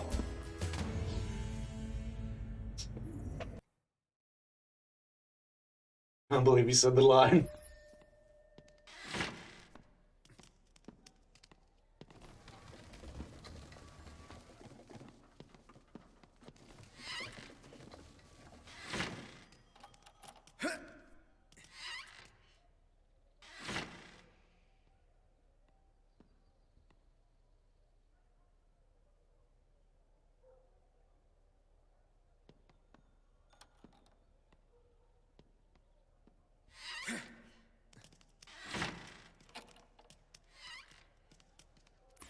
Got it.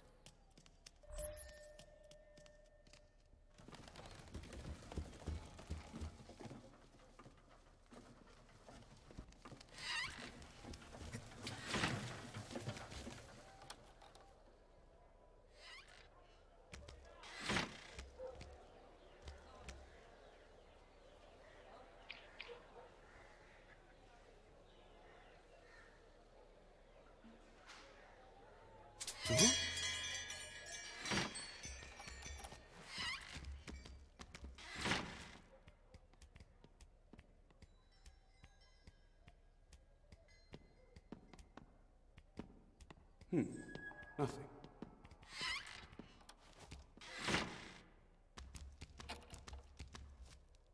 Identify yourself. Get in! Why did I not climb up? Why could I not climb up there? Oh, now I can.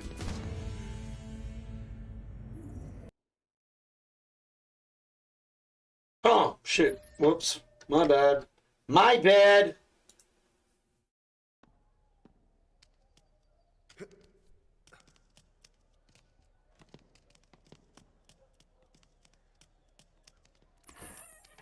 Got it.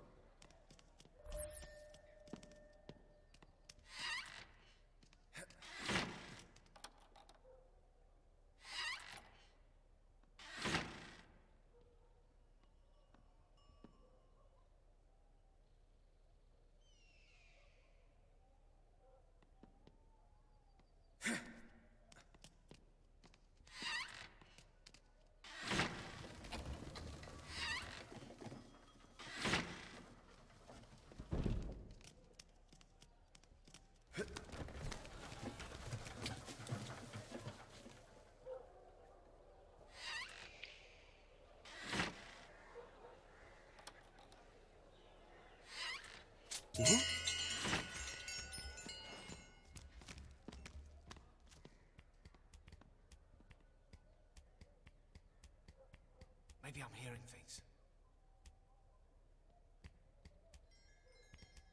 Must have been the wind.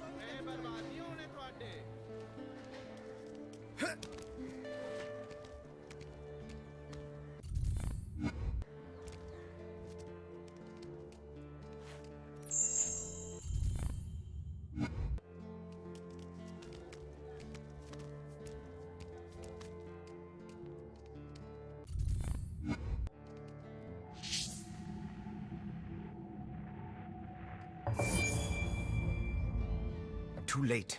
The Templars are here first. I will need to take them out in order to reach our mead.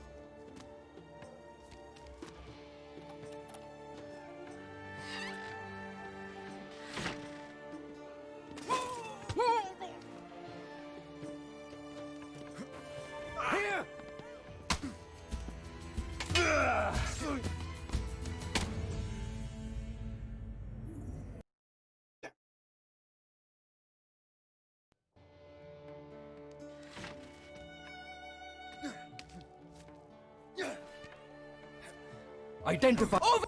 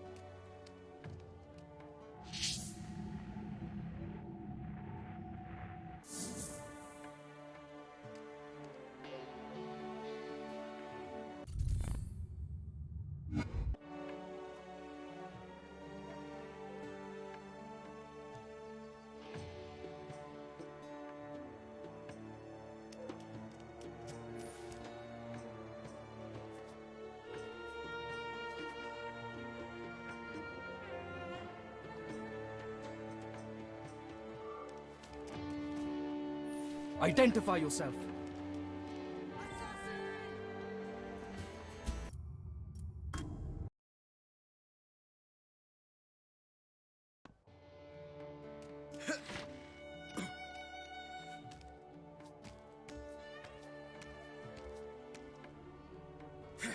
You get.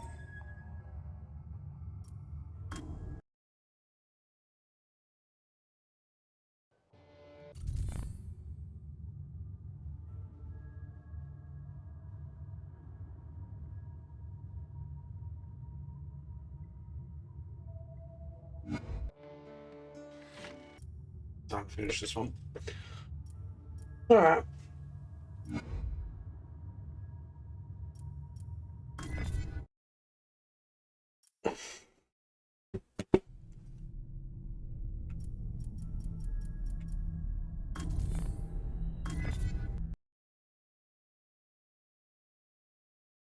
I've got to go to rehearsal. I'll probably be back later. Might even play that to the moon type thing.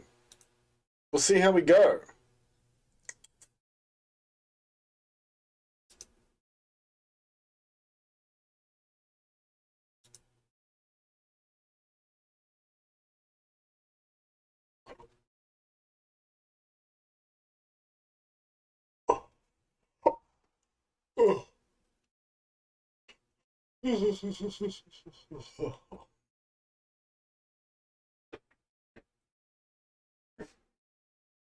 Yeah. Anyway, we're going to stop there.